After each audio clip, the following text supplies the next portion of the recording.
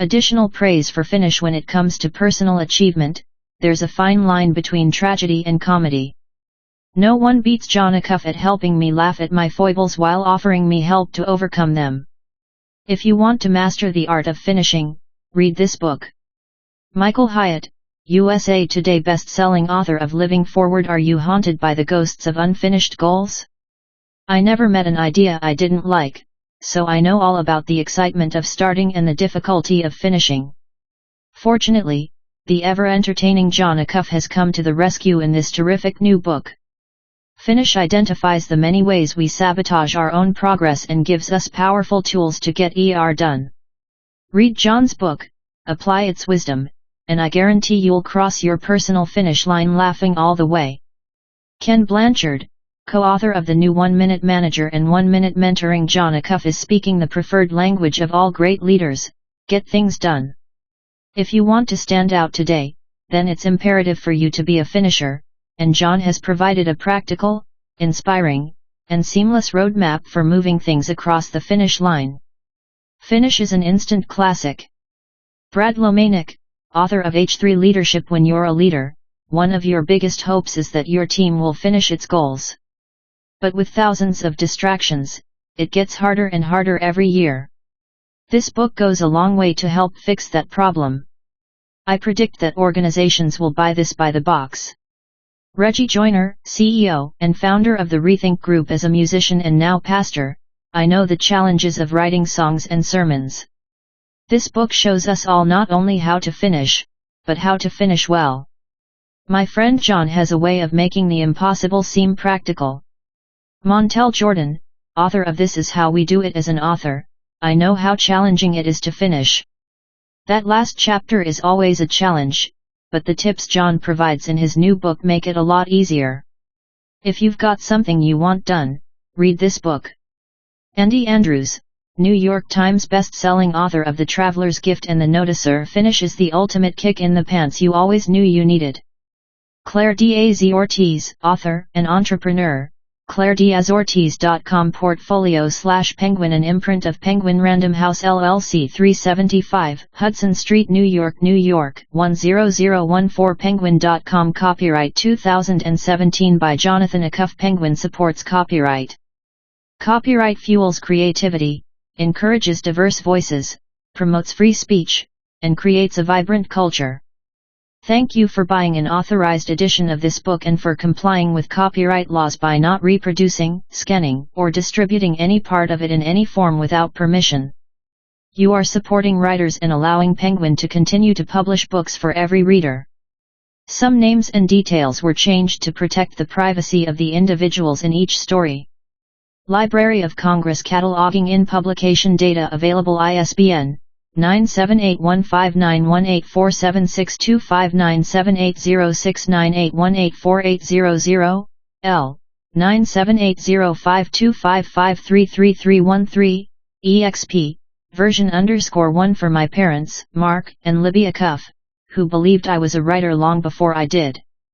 Contents: additional prize for finish, title page, copyright, dedication, introduction, The Wrong Ghost, Chapter 1, The Day After Perfect, Chapter 2, Cut Your Goal in Half, Chapter 3, Choose What to Bomb, Chapter 4, Make It Fun If You Want It Done, Chapter 5, Leave Your Hiding Places and Ignore Noble Obstacles, Chapter 6, Get Rid of Your Secret Rules, Chapter 7, Use Data to Celebrate Your Imperfect Progress, 3, Chapter 8, The Day Before Done, Conclusion, Acknowledgements, Notes, Introduction. The Wrong Ghost. Fought the Wrong Ghost in 2013.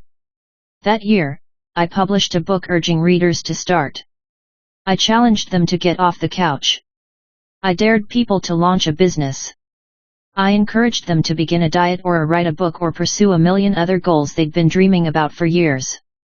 I thought the biggest problem for people was the phantom of fear that prevented them from beginning. If I could just nudge them across the starting line, everything would work out. Fear was the ghost holding them back, and starting was the only way to beat it. I was half right. The start does matter. The beginning is significant. The first few steps are critical, but they aren't the most important. Do you know what matters more? Do you know what makes the start look silly and easy and almost insignificant? The finish. Year after year, readers have pulled me aside at events and said, "I've never had a problem starting. I've started a million things, but I never finish them. How do I finish?" I didn't have an answer, but I needed one in my own life, too. I've finished a few things. I've run half marathons, written 6 books, and dressed myself pretty well today, but those are the exceptions in my half-done life. I've only completed 10% of the books I own. It took me 3 years to finish 6 days of the P90X home exercise program. When I was 23 I made it to blue belt in karate, approximately 76 belts below finishing the goal of black belt. I have 32 half-started Moleskine notebooks in my office and 19 tubes of nearly finished chapstick in my bathroom. A financial advisor would probably go bananas over the hydrated lips category of my personal budget. My garage is also a mausoleum to almost. There's the telescope, used 5 times, the fishing pole, used 3 times, and the snowboard with a season pass to a local mountain, used 0 times. And who can forget the moped I bought 3 years ago and rode a total of 22 miles. I didn't even title or register it. I live off the grid. The grid of done. At least I'm not alone in my unfinishing ways. According to studies, 92% of New Year's resolutions fail. Every January, people start with hope and hype, believing that this will be the new year that does indeed deliver a new you. But though 100% start, only 8% finish. Statistically, you've got the same shot at getting into Juilliard to become a ballerina as you do at finishing your goals. Their acceptance rate is about 8%, tiny dancer.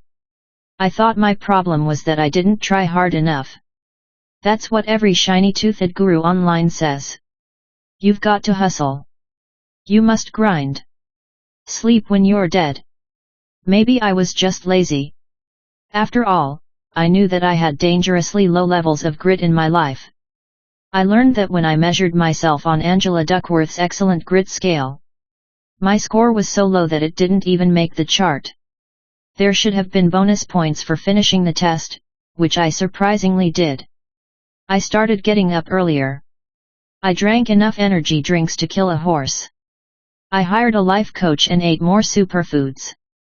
Nothing worked, although I did develop a pretty nice eyelid tremor from all the caffeine. It was as if my eye were waving at you, very, very quickly. While I was busy putting elbow grease on the grindstone and reaching for the stars like Abe Lincoln, I created a 30-day challenge online. It was called the 30 Days of Hustle, and it was a video course that helped thousands of people knock out their goals. What happened next was at best an accident. You're not supposed to admit that in books like this.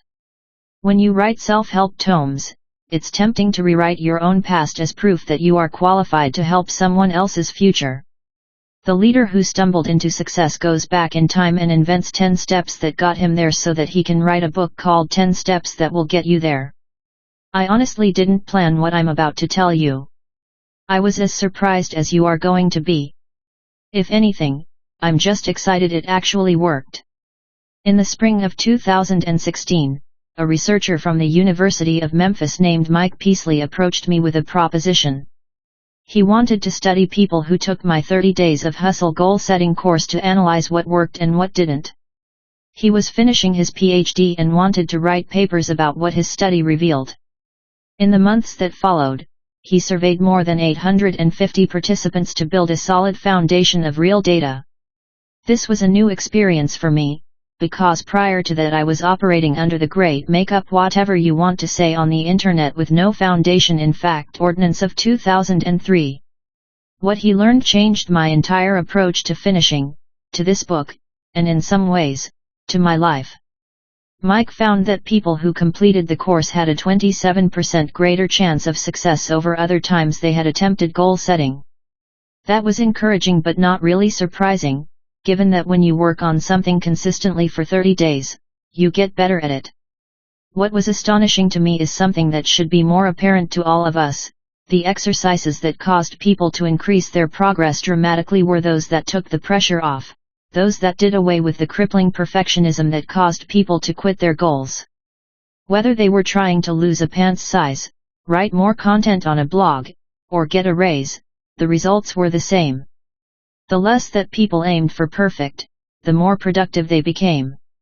It turns out that trying harder isn't the answer. Grinding more isn't the solution. Chronic starters can become consistent finishers. We can finish.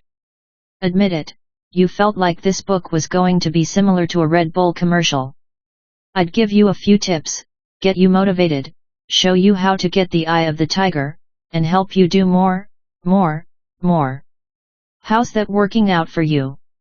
Is trying harder helping? Is doing more making you like life more? Have any of the productivity tips, time management tricks, or life hacks helped even a little bit? They haven't and they won't.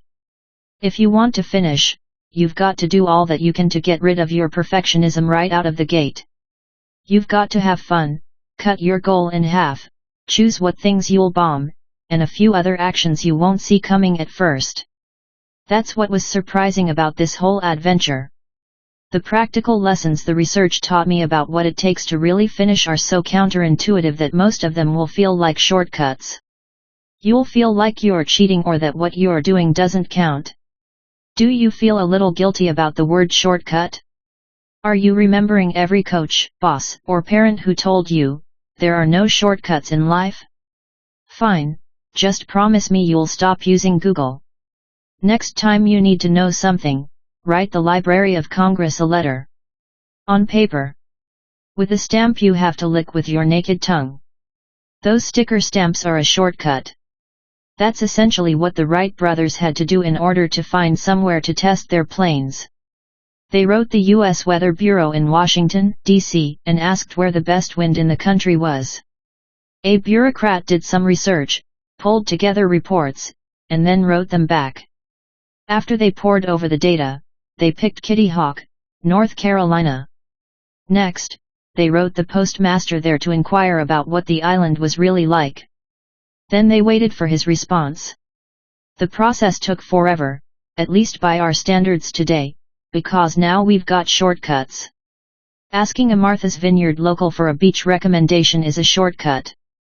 The answer is go to Tashmoo, by the way. Turning Wi-Fi off on your laptop when you need to focus on something is a shortcut. Refusing to keep ice cream in your house when you're trying to lose weight is a shortcut. If you're tired of starting and not finishing, I've got a few things to show you. And it all begins with how you deal with the most important day of any goal. Chapter 1 The day after perfect WL begun is half done is one of my favorite false motivational statements. The other is sometimes you have to jump off the cliff and grow your wings on the way down. I saw that one on a photo of a wolf, which was puzzling because in my limited understanding of the animal kingdom, no wolf has ever grown wings. Thank goodness they haven't. If wolves ever figure out the mechanics of flight, it's game over. We tend to put too much emphasis on beginnings. In doing so, we miss the single day that wrecks more goals than any other. For the first 41 years of my life I didn't even hear anyone mention this day. I was as clueless as the fictitious people who still live at the beach where Jaws was filmed. There shouldn't have been a Jaws 2. That movie should have just been called A Bunch of Seaside Residents Move to Ohio, where there are no sharks. That's probably not going to fit on a marquee, but at least they would have avoided another shark-related disaster. Despite all the work we put into planning our goals, despite the new sneakers and diets and business plans, we miss the day that matters most, the day that is why I'm not allowed to buy black beans at Costco anymore. The store will let me, it's not a management decision, although I do abuse those free samples. One day they were giving out Oreos, for the 7 Americans who have never experienced that cookie. The conversation with the employee handing them out was awkward because I felt like I had to pretend I'd never heard of them. What do you call this? A chocolate cookie sandwich? No. The name is Aria. Am I saying that correctly? How whimsical. The reason I can't buy black beans is that they only sell them in pallet quantity. You can't just buy one, you have to buy 1,000 cans. That's a lot of beans, but at least once a year I believe I need this amount. While exercising, I decide to get serious. I remember that in Timothy Ferriss's book The 4-Hour Body, he recommends a simple breakfast of eggs, black beans, spinach, cumin, and salsa. When my family sees me rooting around the cupboard for black beans, they all groan. Oh no, here we go again. They know that for the next 12 days in a row I am going to eat black beans. Why only 12? Because on day 13 I'm going to get too busy, have a meeting, or be on a business trip without my traveling beans. Upon missing one day, I will quit the whole endeavor. Once the streak is broken, I can't pick it back up. My record is no longer perfect, so I quit altogether. This is a surprisingly common reaction to mistakes. If you interview people about why they quit their goals, they all use similar language. I fell behind and couldn't get back on track. Life got in the way and my plans got derailed.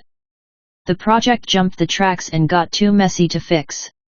The words might be different, but they're all saying the redundant same thing. When it stopped being perfect, I stopped, too. You missed one day of your diet and then decided the whole thing was dumb. You were too busy to write one morning and so you put your unfinished book back on the shelf. You lost one receipt and then gave up on your entire budget for the month. I'm not picking on you for giving in to perfectionism. I've fallen to it many times as well. One February, I ran 75 miles. Then I ran 71 in March and 73 in April. Know how much I ran in May? 8 miles. Can you guess June's total? 3. Why? Because when my perfect exercise streak hit a roadblock I stopped. This is the first lie that perfectionism tells you about goals: quit if it isn't perfect. The genius in this first lie is subtle. It's not when it isn't perfect, because that hints at the reality that it won't be. No, perfectionism tells you if it isn't perfect, as if you have the chance to run the whole rack and go to the grave with a 100% on your tombstone.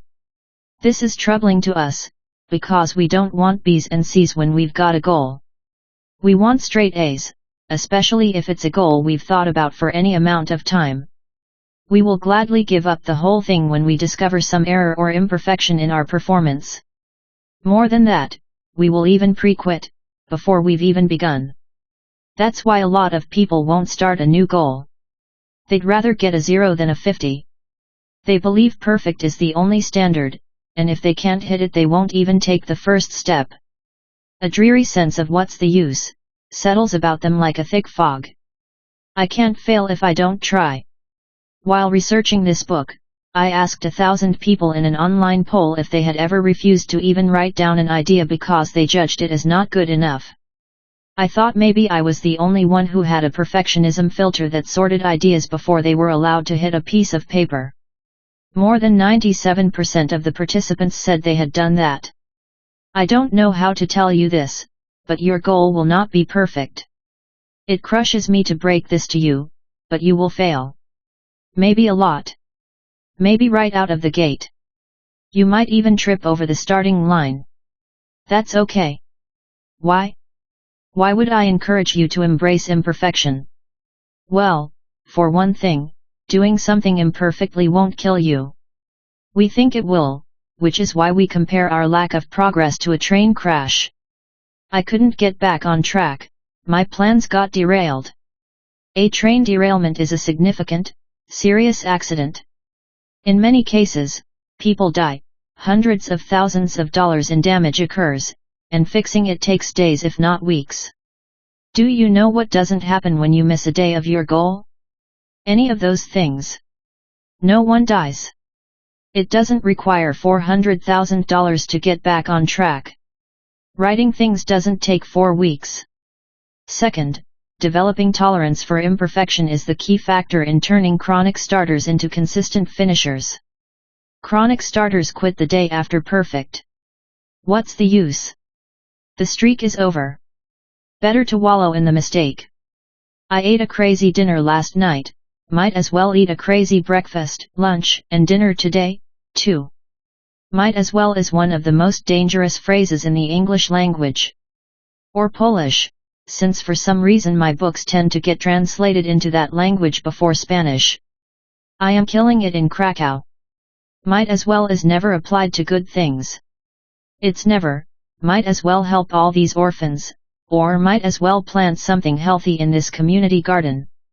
It's usually the white flag of surrender. I've had a single French fry, might as well eat 1,000. These are the kinds of things we say on the day after perfect, and that day is sticky. Do you know the biggest day for people to drop out of the 30 days of hustle goal-setting course?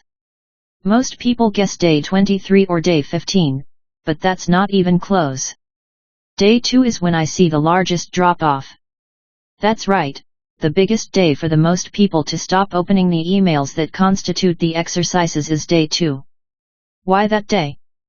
Because imperfection doesn't take long to show up.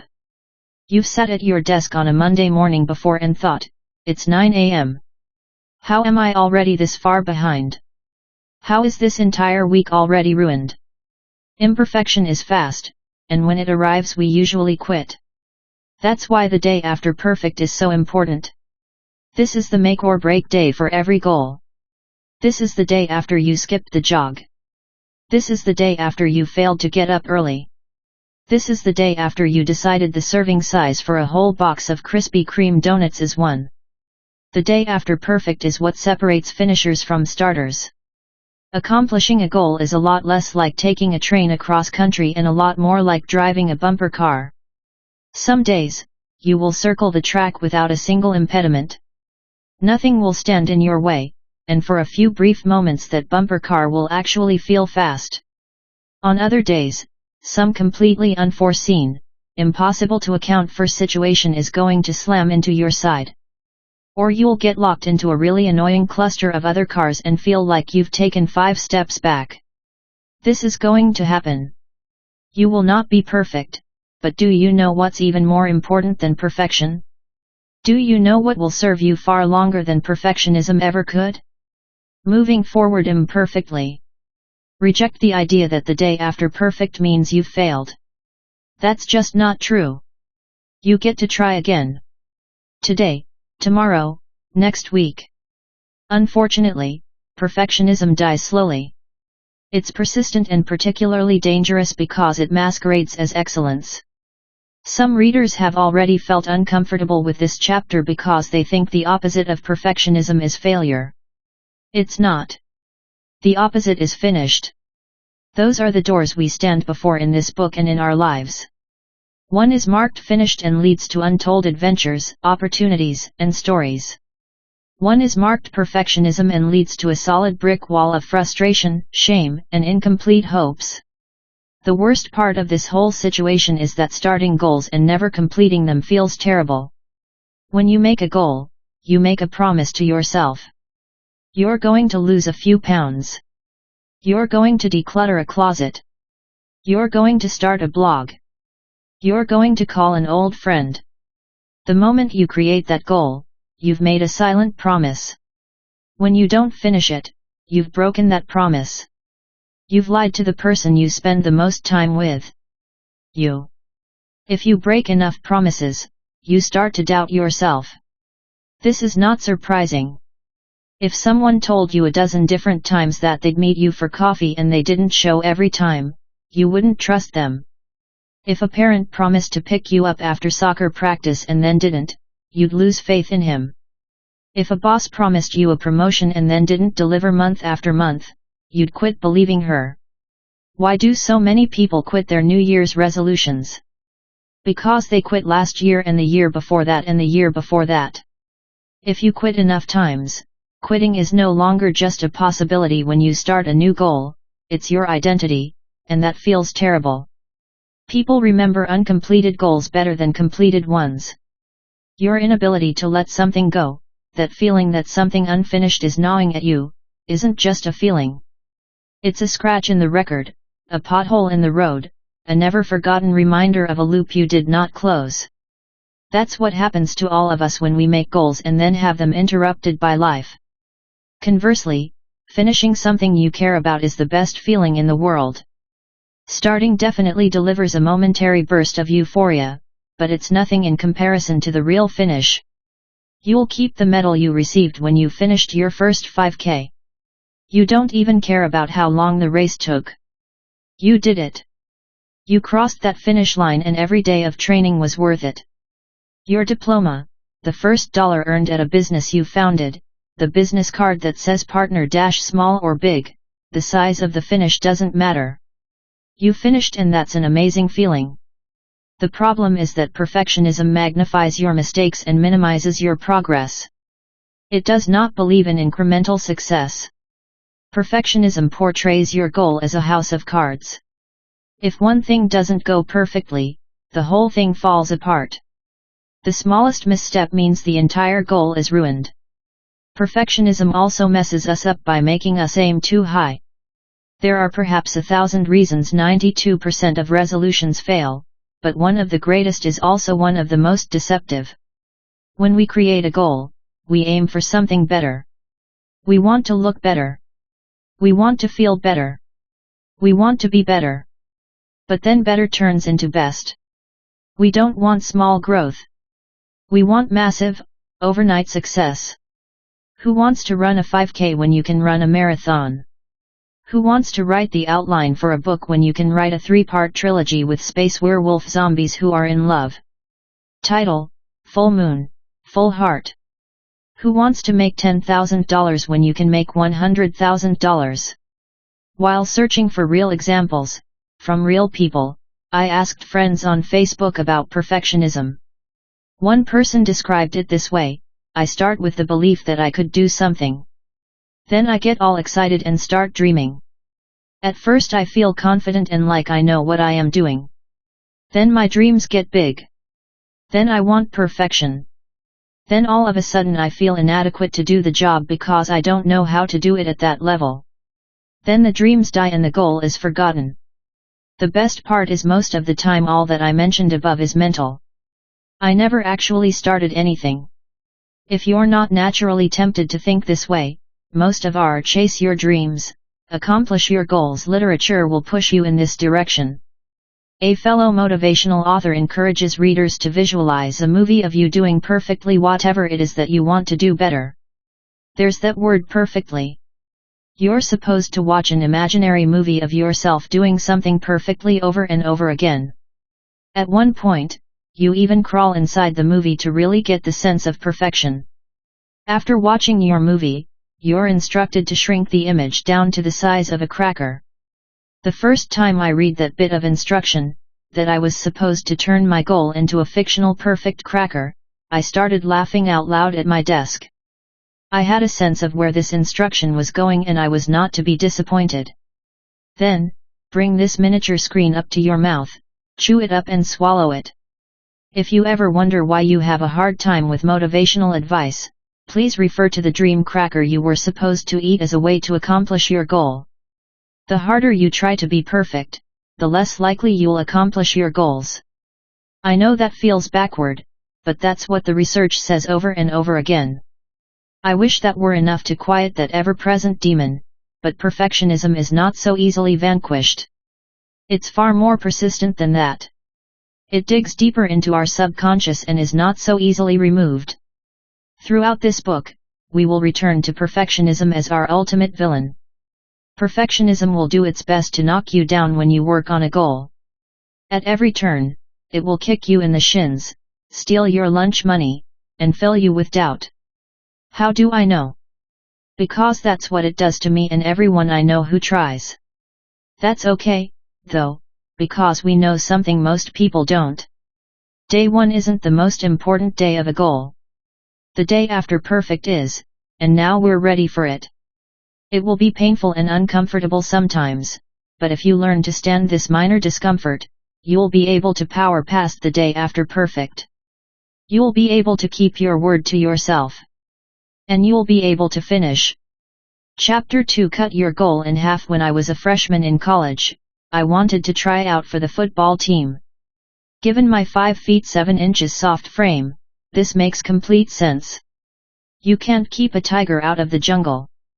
I decided to become a field goal kicker. I bought a stand and a football at a sporting goods store. Late at night, I'd sneak into the stadium in Birmingham, Alabama, and practice my kicks. Had I ever kicked a field goal? No. Had I ever played a single down of football? No. Did I ever make a field goal during my private midnight practices? Also, no. So then why did I think I could walk on as a field goal kicker for a Division I college team that occasionally played schools like Auburn? Because I am crazy. That was a foolish goal. You're not as foolhardy as me, but you probably tend to overreach a bit with your goals, too. We all supersize our goals at the beginning, and the reason why is simple. Perfectionism. In the middle of a goal, perfectionism gets real chatty. The first thing it says is that you won't be able to do something perfectly and you shouldn't even start. Far better to give up now than waste all that time and fail. Perfectionism trots out a laundry list of reasons you shouldn't begin. You're too old. You're too young. You're too busy. You have too many goals and don't know which one to focus on.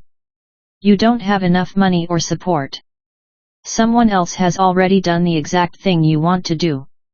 Someone smarter with better teeth.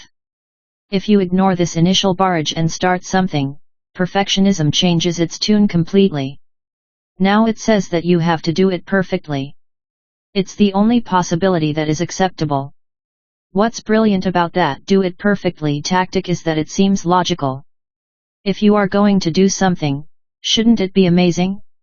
Shouldn't it be larger than life? Go big or go home.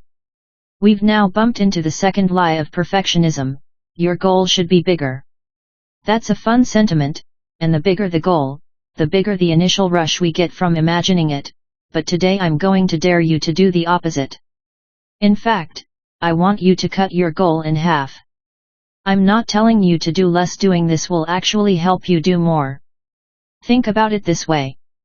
At the beginning, when our excitement is through the roof, we think our achievement must be as well. This is why people who have never run 100 yards will tell me they are going to run a marathon. I will gently ask them, have you ever run a half marathon? Have you ever run a 5K? What about a K? Have you ever run just a single K? Get yourself a tiny little medal. The answer is always no, they've never run before, but they insist on doing that marathon. Have you ever wondered why 92% of people fail at their goals? Because we tend to set goals that are foolishly optimistic.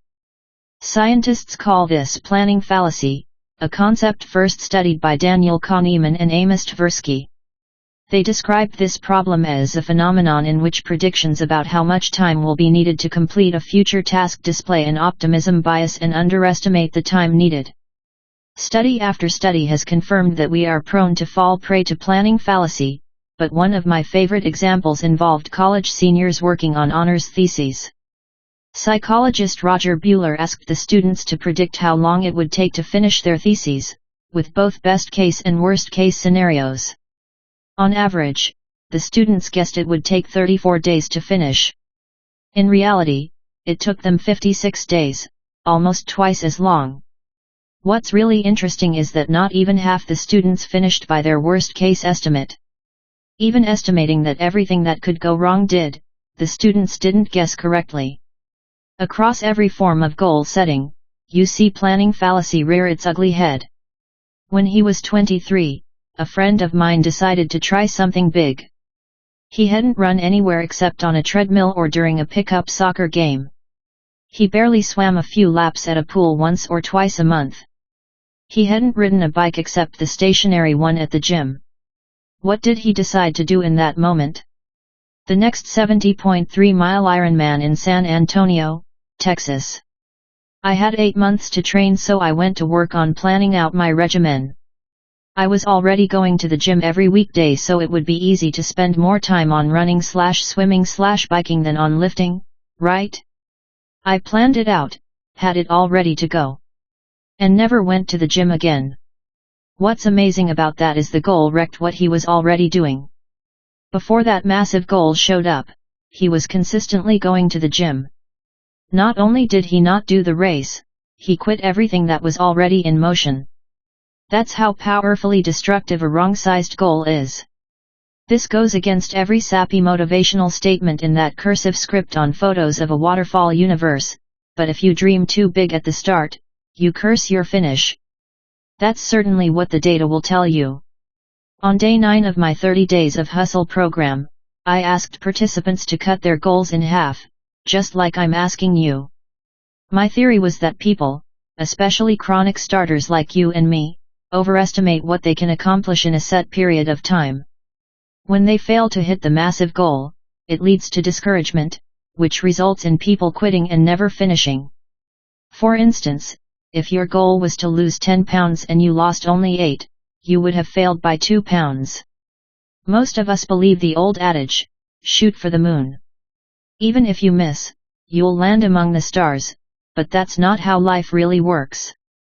The all-or-nothing mentality of perfectionism tells us that close doesn't count. The stars are not good enough. You now have an ocean of incentive to quit your goal. But if you'd cut the goal in half to 5 pounds and then lost 8, you'd be a lot more likely to continue because of your initial victory.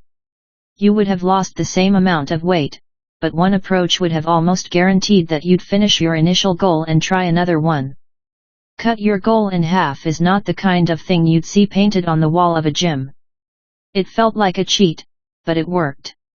When my researcher sent me his report on the 30 Days of Hustle, one result stood out: those who cut their goal in half increased their performance from past similar goal-related challenges on average by over 63%.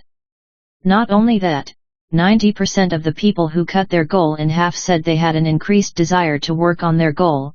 It encouraged them to keep going, and it motivated them to work harder because the goal seemed attainable. The people who took the shortcut finished. But don't take my word for it. Here are real people just like you who tried this approach. I wrote 30 new blog posts of 300+ words each day on my blog. I cut my goal in half to write 100+ words each day. And I did work. 28 out of 30 days I wrote 300+ words on my blog, the other 2 days I wrote 100+ words. The goal was to write, and write I did. I bite off more than I can chew, always. I am glad you cut the goal in. My goal was reorganized about 4 times because it is demanding a lot of time that was not available. So, although I didn't attain my original goal, I am further down the field than I would have been a month ago. I am starting the hustle on the next phase of my goal and I now feel like I have the tools to apply with some thought. I lost 6 pounds. Was hoping for 10, but since I cut my goal in half, I met and exceeded it. Here's to another 30 days. Do you see what happened in each of these cases? They cut their goals in half, still did great, and, most important, are eager to do it again. That's the key. Most people will think this approach is weak, but hardcore approaches that force you to overreach forget to take in the importance of the word pace. Goals are a marathon, not a sprint. I know that if I can get you to do a little one month and win, you're more likely to do a little more the next month and win even more. In the course of a year or maybe even a lifetime, that approach will always beat the kill yourself for a month approach. That tends to end one of 2 ways: you miss your goal and give up, or you hit your goal and are so spent that you give up. No, for me the best sign that a paced approach can work is the very last thing the last person above said: here's to another 30 days. What if you can't cut it in half? What if you have to pay down $50,000 in credit card debt? What if that's your goal and the thought of cutting that number in half and only paying $25,000 makes you want to throw up a little? Or a lot? Some goals are difficult to cut in half. For those, don't cut them in half, give yourself more time. If you doubled the amount of time you gave yourself to pay off the debt, what's the worst thing that would happen? You'd pay a little more in interest, but you'd still pay off the whole debt. Remember, we're up against quitting. The options we're talking about right now aren't 1. Finish perfectly, or 2. Cut the goal in half. Those aren't the choices we're debating. The options are 1. Quit the goal because it was too big, or 2. Cut it in half and finish it. I'm trying to keep you out of the 92% who fail. And if that means extending your timeline, then you should. Those two approaches, cutting the goal in half or doubling the timeline, can be applied to most goals. Obviously, if your goal is to take medicine or something life-saving, by all means do not cut that in half. Or if it's to not punch co-workers in the face, don't start punching half as many as you desire. If you're training for a race and have a very regimented training plan, respect that. A race plan doesn't fit into this idea, because your measured plan created by an expert already prevents you from having a goal that is too big. How does the half-off rule impact work goals? If you have some goals at work that your boss gave you, there's a chance the cut your goal in half idea won't work. It's unrealistic to think that you have the power to just cut all your annual goals in half. I agree. But when it comes to corporate goals you don't have control over, the research suggesting that reduced goals perform better over the long run gives you ammunition to set the right goal in the first place. I once worked at a company that took 20 years to make a $5 million annual revenue on the back of one great product. The CEO decided one year that the company's new goal was to make another $5 million in 5 years on a brand new, untested product. Everyone smiled when she announced this aggressive new initiative in the boardroom, but the break room tends to tell the truth about a company. Everyone knew it was impossible, not just out of reach, but irresponsible in its overreach. It would demand resources, distract us from our real goals, and ultimately fizzle out with a whimper. That's exactly what happened. After a frustrating year, the goal was tweaked, changed, and eventually abandoned. Few things demoralize a workforce like a leader who doesn't pick the right-sized goal. If you think it's discouraging to break a promise to yourself, imagine multiplying that discouragement by 100 or even 1,000 employees. How do you apply the 50% rule to work goals? By making sure they're the right size from the beginning. How do you do that though? That's what the rest of the book is about, but Chapter 7 in particular will be important for work goals. Pulling data from the past will inform the planning of goals in the future. The bottom line in corporate settings is that even if you can't cut a goal in half, you can help temper dangerous optimism and planning fallacy in your company. It's almost never now or never when you're fighting a foe. There are two approaches: defense and offense. Defense is coming up with a plan for when you're attacked. Offense is attacking first. In the last chapter, we went on defense and prepared for the inevitable day after perfect. We knew it was coming and wanted to be ready. In this chapter, we went on offense and decided to cut our goal in half right out of the gate. If you still don't want to, I dare you to do a simple exercise. Ask yourself, what's the worst that could happen? Let's pretend for a minute that you cut your goal in half and instead of cleaning your entire house, you cleaned just 2 rooms. For years, you've hated how cluttered your house is and the idea of doing only 2 rooms doesn't seem like enough. What's interesting about this moment is that perfectionism will now tell you that you can do it quickly. Do you see how often it changes tactics depending on the situation? Remember, at the beginning of a goal it tells you that you'll never be able to do something. Now, it's telling you to do it perfectly and quickly. What if you doubled the timeline instead of cutting the goal in half?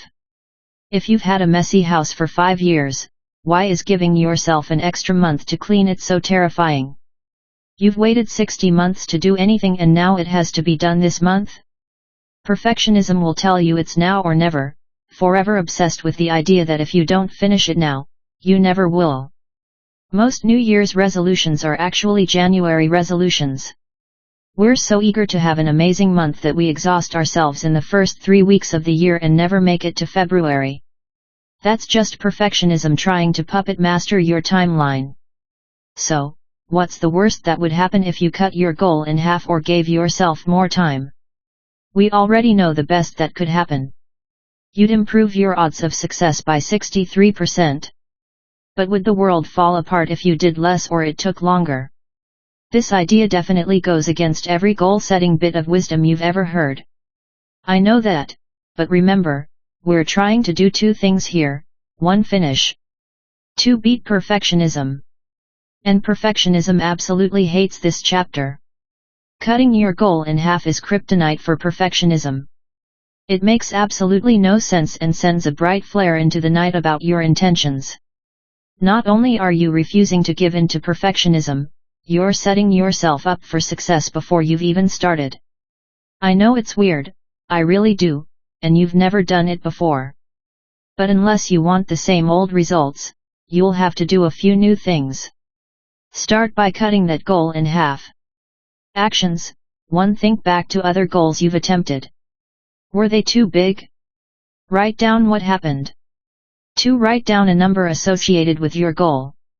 It's difficult to cut a feeling in half. Will you read 10 books? Declutter 4 rooms? Lose 20 pounds? Make $5,000? 3. Decide whether you can cut your goal in half or double the timeline. 4. Share your goal with someone you trust and ask him if it's too extreme. 5. If you're uncomfortable with cutting your goal in half, spend a few minutes answering the question, what's the worst that could happen? Chapter 3: Choose what to bomb. I am really excited because I'll be able to demonstrate our full range of capabilities on your lawn. This is yard guy speak for you have the worst grass ever, and it was what I was told when we lived in Atlanta. From a distance, our lawn looked green. From up close, though, you could quickly see that if you removed every weed I'd be left with a naked patch of red Georgia clay. We were dealing with a 10-to-1 weed to grass ratio, and the yard guy smiled with abandon as he stood in our driveway. He knew that he'd get to sell us a dozen different services with names even more chemical sounding than Hydrox cookies. He might even find a new species of weed they would name after him, like some suburban botanist. I didn't have a yard, I had a weed laboratory. I think husbands are supposed to feel ashamed about that. It's bad enough that handymen who come over to our house talk to my wife, Jenny, since she has a degree in construction management, while I have delicate, callus-free writer fingers. I also once threw my car rim and flat tire down the side of a mountain because I was mad at the state of North Carolina. I didn't know you were supposed to keep the rim, which is something they probably teach you in Boy Scouts. All those things are bad, but the yard is the worst. It's a reflection of your manhood and something you talk about while grunting next to a grill with another guy in your neighborhood. You put down some new sod? Looks great, Mitch. What's that you say?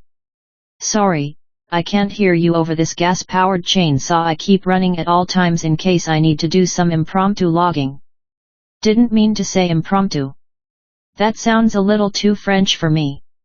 I didn't care that my yard was something best navigated by Dr. Livingstone, I presume. It could have been on fire and I wouldn't have minded one bit. Why? Because I had 2 toddlers at the time. Kids are a crisis. They're a beautiful crisis, but they're a crisis nonetheless. No one tells you this because they want you to have kids, too, so that the species survives. You don't realize it when you're in the middle of it either. Your only goal is to crawl across the finish line of an early bedtime and live to see another day. Dad, the sun's still out and I can hear other kids playing. I don't care, it's bedtime. Older kids aren't necessarily easier. My 11-year-old daughter told me one night that when I die, she's going to live off my dead fund. Do you mean life insurance? I asked. Sure, whatever, she replied. At least you can reason with an elementary school student, though. Toddlers are relentless. You ever have your baby put her hand in the oven? No? Just me? Gotcha. Your yard is the least of your concerns. Who has time to figure out the sprinkler pattern Bermuda grass enjoys versus fescue? You're on high alert, riding the wave back down from a toddler meltdown or building back toward one because the chicken strips you served today were the wrong shape. They were the right shape yesterday. They were the only acceptable shape, but today oblong is cause for panic and so you find yourself digging elbow deep in a bag of chicken strips you used to malign other parents for feeding their kids, looking for the magical bit of pressed chicken that will end this struggle. Grass doesn't matter. It might later. When you're out of the toddler zone you'll have time for things like your yard and pants that aren't of the sweat variety, but for now, you better practice choosing what to bomb. The only way to accomplish a new goal is to feed it your most valuable resource, time. And what we never like to admit is that you don't just give time to something, you take it from something else. To be good at one thing you have to be bad at something else. Perfectionism's third lie is, you can do it all. I'm here to tell you that you can't. You know this deep down, but there's still a part of you, a part run by shame, that thinks you're 1 or 2 apps away from doing it all. This is why chronic starters are always reading books about time management. Perhaps if we sliced the day just a little differently or combined an audiobook with the treadmill while also flossing, we could manage to get it all done. I'm here today to tell you that you can't get it all done. Forget that. I'd say you can't even get most of it done. Go ahead and pound the sand Charlton Heston style if you must, but once you're done mourning the myth of doing it all, let's get practical for a minute. You only have 2 options right now. 1, attempt more than is humanly possible and fail. 2, choose what to bomb and succeed at a goal that matters. Perfectionism tells you to take option 1. In this chapter, you're going to learn how to take option 2. It's going to be uncomfortable at first. The neighbor who smokes in his driveway because his wife won't let him do it inside is going to shake his head in embarrassment at your lawn. Unless you have a laundress, a real word that sounds like a princess of laundry, your clean clothes chair is going to turn into a Fraggle Rock mountain of darks and whites while you work on your goal. Your kids will pick items off it like street children stealing socks from a fair. That's okay. In moments like this, you do get to make a choice. You can choose shame or strategy. Say no to shame. More than likely, you've spent most of your life choosing to do more than is possible and beating yourself up for not being able to keep up. I should be able to handle all of this. Yes, I've added a new goal to my life that I care about. Yes, I'm trying to put a new daily action into an already crowded calendar, but I should be able to handle it all. Yes, I moved to Atlanta to take care of my ill father-in-law, but I should be able to carry on like nothing has changed. Our attempts to do too much feel noble and honorable. Look at us, tirelessly working toward burnout, reducing the quality of everything because we insisted we can do everything. We can share that approach with honor on Instagram. That's the grind. That's the hustle. We often do this because we've rolled forward some bad habit we learned in high school. You could pull off an all-nighter when the final product was a 10-page essay on the effects of trade restrictions during the Civil War. It's a little harder to cram for something like your quarterly sales numbers or your weight. Eating a week's worth of kale in a single night because you're trying to get back on track with a diet is a bad plan. At some point this catches up with you. You miss a flight and the whole fragile system falls apart. A soccer practice runs late and the plan collapses. One meeting takes too long and that dominoes into the rest of your day. A rotund family of groundhogs moves into your yard because the height of the grass provides tactical ground cover from neighboring red-tailed hawks. Something fails, and in that moment we feel shame. We don't pull grace out of our pocket and cut ourselves slack. No, on the contrary, most people quit right there. Not just the extra thing that proved to be too much, we give up on the whole goal. That's the truly terrible part of trying too much. You don't just drop the bonus item and carry on with your goal. You drop every ball you're juggling when one gets out of sync, like our would-be Ironman participant from the last chapter. When you can't do it all, you feel ashamed and give up. Or you pick a strategy and decide in advance what things you're going to bomb. When you choose in advance what those things will be, you remove the sting of shame. The surprise effect of shame pointing out something you're bad at is removed. Instead of reacting in shock at some ball you've dropped, you get to say, "Oh, that ball I put down on purpose before the game even started? Thanks for noticing." That's why Shonda Rhimes, the creator of popular shows like Grey's Anatomy and Scandal, doesn't worry about what she can't get done. When Fast Company asked her what she let slide, she said, "Right now, I don't feel guilty that I'm not working out. I'll feel guilty about it at another time." When she's in the middle of running a show, actual running falls by the wayside temporarily. Shonda said no to shame, and she could do that because she had a strategy. She had decided what she could bomb, and perfectionism couldn't torment her about missing the gym anymore. It's okay to be bad at Breaking Bad. Most books like this stress your ability to get more done, not your need to identify things you can't possibly get done. But adding things to your already full life doesn't make you feel better, it just makes you feel more stressed. If you're going to avoid the shame trap, you need to decide ahead of time which activities in your life you can be bad at. In his book 2 Awesome Hours, Josh Davis calls this strategic incompetence. Strategic incompetence is the act of deciding ahead of time that you don't care about your yard. It's admitting you don't have time to do everything and something will deliberately go by the wayside during this season of your life. As I started to work on my goals more aggressively, here are 4 things I chose to bomb. 1. Keeping up with TV conversations. I have not watched Breaking Bad, Stranger Things, or The Walking Dead. There were 62 episodes of Breaking Bad, representing 42 minutes of content each. That's a total of 2,604 minutes, or 43 hours. That's 96 different 30-minute sessions you could have hustled on a goal. My friend told me he watches the entire previous season of a show before a new season starts. Every new 20-show season really represents 40 episodes to watch. I'm not against TV, and love the show This Is Us because I like weeping, but I can't keep up with it and with my goals. So at dinner parties when people rattle off details about popular shows I look like a huge dork and will instead make comments about Seinfeld. Is that wrong? Should I not do that? I tell you, I gotta plead ignorance on this thing. I'm okay with that. I've decided to stink at TV. 2. Snapchat. Perhaps by the time this book comes out I'll be amazing at Snapchat, and will be able to deftly apply puppy ears to photos of me eating lunch, but I doubt it. I have friends who keep trying to get me on it, but when I ask why, their only answer is, because everybody is doing it. That's the same logic that got 50 million Nickelback albums sold.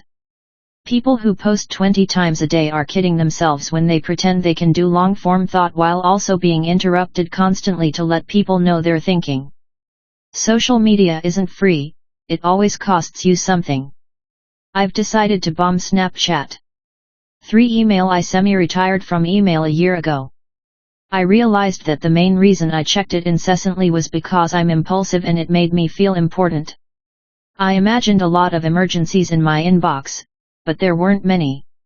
Now I check it a few times a week and have my assistant respond to many.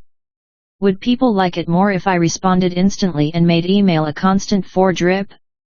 Maybe, but to be better at running my business and writing books, I've decided to suck at email. For the satisfaction of cutting my own lawn. We started with my lawn, let's end there. A lot of people get deep satisfaction from mowing their grass. If you've got the kind of job where you push pixels all day, it's nice to see your effort actually add up in a physical way. Not me. As soon as I could afford twice a month yard service, I bailed on ever doing anything in my yard other than break dancing. What? You use your garage for dancing instead? Fine. I'd rather do something else with the 4 hours each weekend. I've decided to stink at taking care of my yard. Strategic incompetence for me meant making peace with those 4 things. Will they change over time? Maybe. I might be all about Snapchat in the future. For now, though, in order for me to go all in on things that matter, I had to choose to suck at a few that don't. In some cases, choosing to ignore something will force you to come up with a system. Most people, including me, can't fully retire from email. It matters too much and represents one of the most common ways people communicate. In order to ignore it, I had to come up with a strategy. I studied the emails I get every day and soon realized that only 10% needed a personal response from me. I found that in a given week I got only a handful of emails that required a response within 24 to 48 hours. I had to recognize that I didn't have the personal strength to ignore the email icon on my phone. My thumb goes there naturally and opens it up without me even thinking about it. I had to hide the app icon on the 3rd page of my phone, deep inside a folder. The thing you choose to bomb or miss out on doesn't have to be massive or permanent. When I was writing my first book, my wife pointed out that the only free time I had was on Monday. There was a 2-hour window between work and a nighttime meeting I had weekly. She said, "I'll put the kids down, you write for those 2 hours." I didn't see my kids on Monday for 12 weeks as I worked on the book. As a dad, that wasn't easy, but I knew it was temporary and I knew it would result in a finished book. Am I telling you to ignore your family? Yes, that's exactly what I am suggesting, because I am a monster. No, I'm just offering up a real-life example of what it takes to finish things and an explanation of why I spent 2 hours every Monday writing a book inside a Burger King. What should you choose to bomb? Ultimately, it depends on what you are trying to accomplish, but there is a quick way to pick a few things. Think about it like traffic lights. Some activities are green lights, they push you forward and make it easier to hit your goal. Making a week's worth of lunches might take time, but it will help you reach your health goal. Other activities are red lights. They stop you from making progress and delay you. Going out late at night with friends might be fun, but it will tempt you to make terrible taco decisions. That's a red light activity that slows your plan to lose weight. Spend a few minutes thinking through your day and label a couple of items you're giving time to. This task is easier than you think. Putting down bark mulch in the beds in our front yard might make our house look better, but if my goal is to finish my taxes, there's no doubt what color light that is. I promise you'll be surprised how obvious some of your lights are, too. If you can't think of something to bomb, I'll give you a head start: social media. I know you're concerned that if you don't update your Instagram account people will notice, but I promise they won't. I once took 10 days off Twitter and 0 of the 290,000 people who follow me noticed. That's why people will often deactivate their Facebook accounts during finals week or big projects. It's one less thing to worry about during a busy season. It's not forever, and in the long run the work you get done matters more. If taking a break from social media sounds intimidating, remember, you've already done this for an entire year. It was called 1997. Just say no. It's one thing to stop watching TV. It's another thing to say no to spending time with friends. I can't hang out on Friday, no, I can't come to your event, and I can't do you that favor are not words we perfectionists like to say. We want to be everyone's best friend, to have every person in the world think we are wonderful, and we think that means spending as much time with every friend as he or she would like. When you think about it, that's ridiculous. I know that in the fall, when speaking season kicks in, I don't really get to see friends on the weekends. I travel Monday and Tuesday and then Thursday and Friday. That means the weekends belong to my family. I might be able to grab a lunch with a buddy on a Wednesday, but I can't run off to a concert with them on Saturday. For 7 weeks during the fall, I bomb my friendships, to a degree. After 7 years of teaching a group of women in our small town of Franklin, Tennessee, my wife had to pause and become a student instead. She knew the fall was going to be busy and stepped down from the far more demanding role of instructor.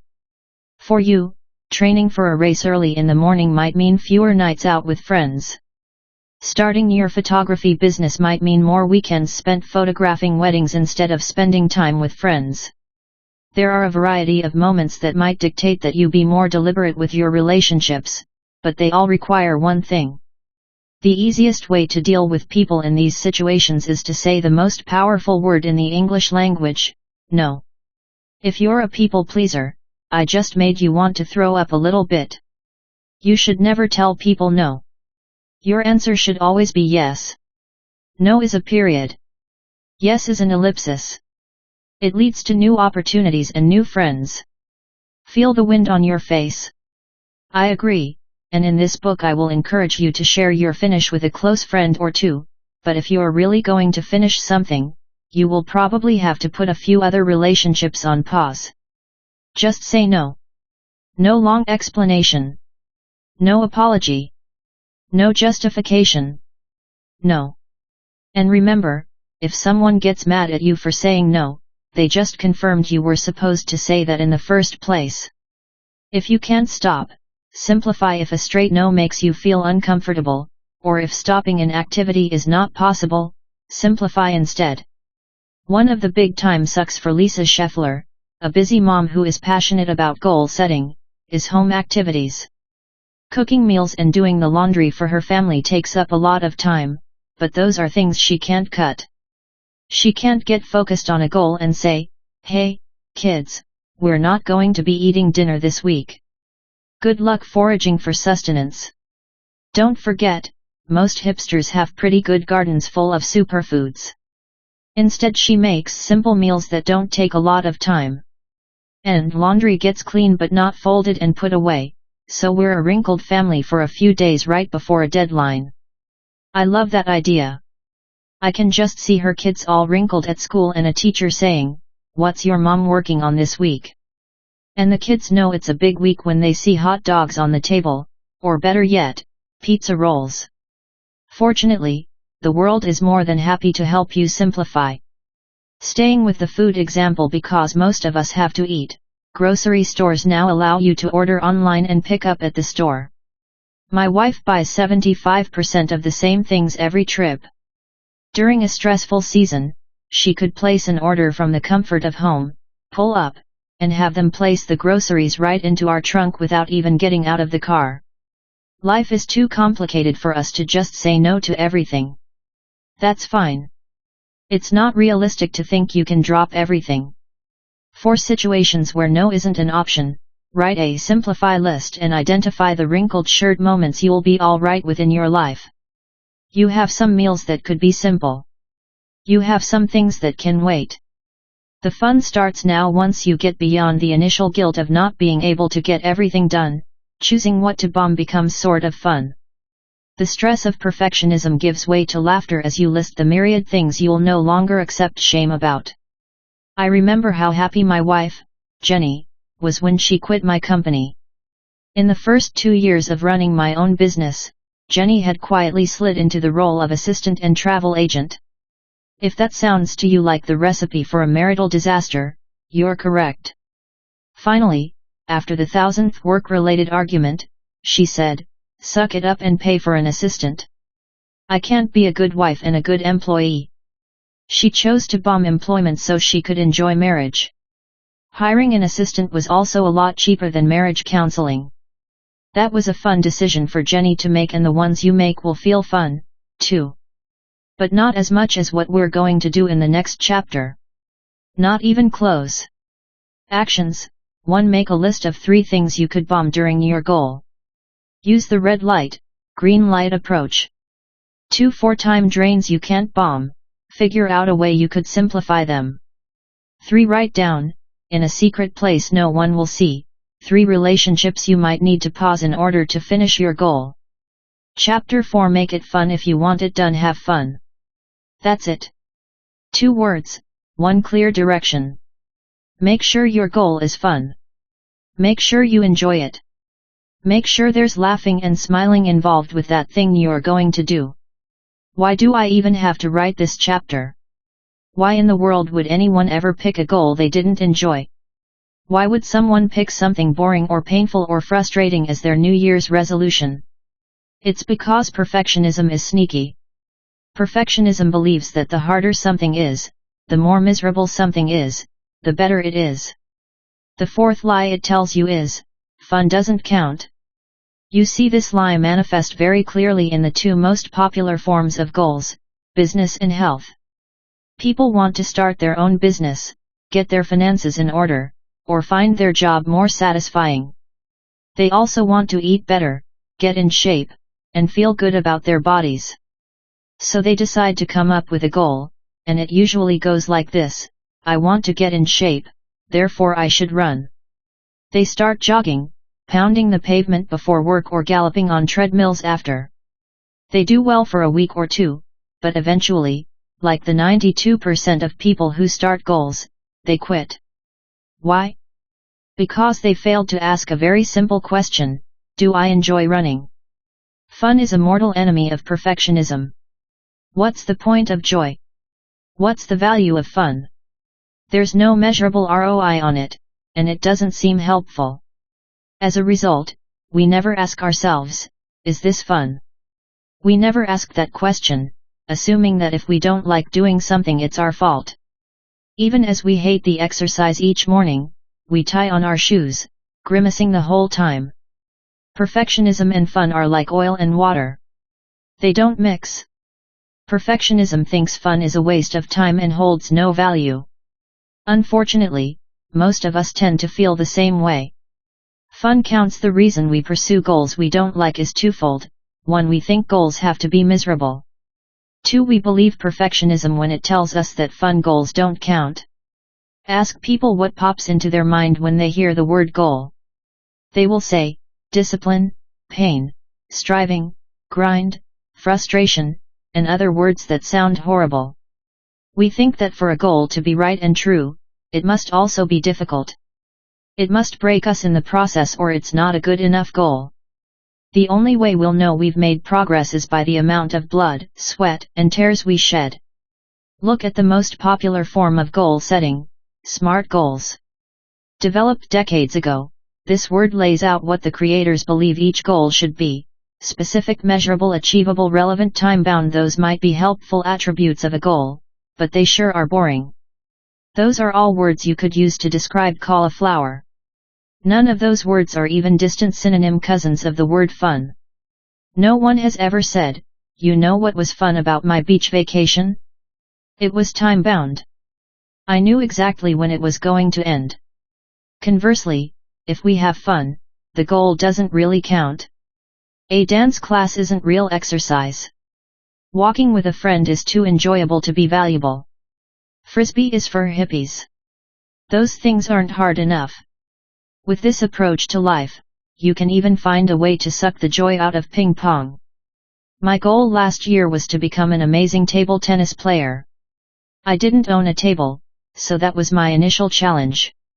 The second was that I didn't own a paddle. I bought one with carbon technology and a 7-ply extra light blade on Amazon because I was pretty sure I'd need that in the tournaments I was going to win. The last thing I wanted to do was show up at the club/court/dojo with inferior equipment. I wasted far too much of my life playing with a non-carbon paddle and wasn't going to make that mistake again. I bought a carry case, too, because I'm not a chump. What did I do next? Did I go play at the rec center with my friend Grant? Did I ask if any neighbors had a table I could play on? No, both of those options would have been far too fun and enjoyable. Instead, I decided that the best way to learn was to find a coach. This is going to surprise you, but it's not easy to hire a table tennis coach in Nashville, Tennessee. I suppose in New York City there are coaches on every corner, but we're rich in songwriters and poor in paddlesmiths. My term. I went to the Team USA website, you probably have it bookmarked, and discovered there are only 2 certified coaches in my entire state. I sent them emails and then waited. Steve Chan responded. He said he was a 2,000 level player, a term I pretended to understand, and that he would evaluate me. We could play at the local rec center, except there was a power struggle going on in the Middle Tennessee table tennis community. The director of the rec center didn't approve of Chan's approach to coaching, which I assumed involved logs on your back while running through snow. Table tennis had way more politics than I initially anticipated. I asked Steve if there was another table we could play on. He worked at an inner-city college in a transitional part of Nashville, a term that means the hipsters have not brought goat cheese ice cream dispensaries there yet, and he said they had a table in the student union. On a cold Saturday in February I showed up on the college campus at 4:30 to meet my table tennis coach. I confess that my hope was that he'd be exactly like Mr. Miyagi from The Karate Kid, and that although I might learn about table tennis, ultimately I'd learn about life. I was not to be disappointed. Steve is in his mid-60s and is from mainland China. I started calling China mainland China, because that's what Steve says, so right away I was getting an education. Unfortunately, the student union was locked, but Steve assured me it would open momentarily. We stood there in the lobby, me with my barely used carbon handle paddle with optional carry case because I'm not a punk, and he with his sweater vest and rolling suitcase full of what I could only imagine was table tennis wizardry. For the first 20 minutes, we made small talk while we waited for the union to open. He told me my paddle was okay, but great players order theirs in 3 separate pieces and assemble them. I couldn't wait to throw my junk paddle away and forge my own in my garage, like a suburban sword. After 40 minutes of showing me how to hold the paddle, you'd be surprised how many mistakes you can make with only 4 fingers and a thumb. We came to an uncomfortable awareness that the student union was never going to open. Steve then transitioned into showing me how to hit a forehand against a mural of a jungle cat in the lobby of the building. If right now you have a mental picture of me in the lobby of a college I don't attend hitting a ball against an airbrushed painting of a lion on a Saturday night, you're pretty good at visualization. You're standing too tall and stiff, like a giraffe. You need to have an empty belly and bend like a crouching tiger. Like a tiger about to strike, loosen your muscles and get low, Steve would say. Every Karate Kid dream I had in my head was coming true all at once. After 30 minutes of my losing to that wall, Steve decided I should play him. One of the keys to table tennis is the table. It's 50% of the name. I was unsure how Steve planned to accomplish that feat, but again, who knows what he had in that carry-on suitcase. Instead, he walked to the opposite edge of the circular lobby. From 20 feet away he bounced the ball softly and then hit it to me. Having never played collegiate table tennis, I missed the first shot. I was also having a little trouble with the sheer quantity of the awkwardness.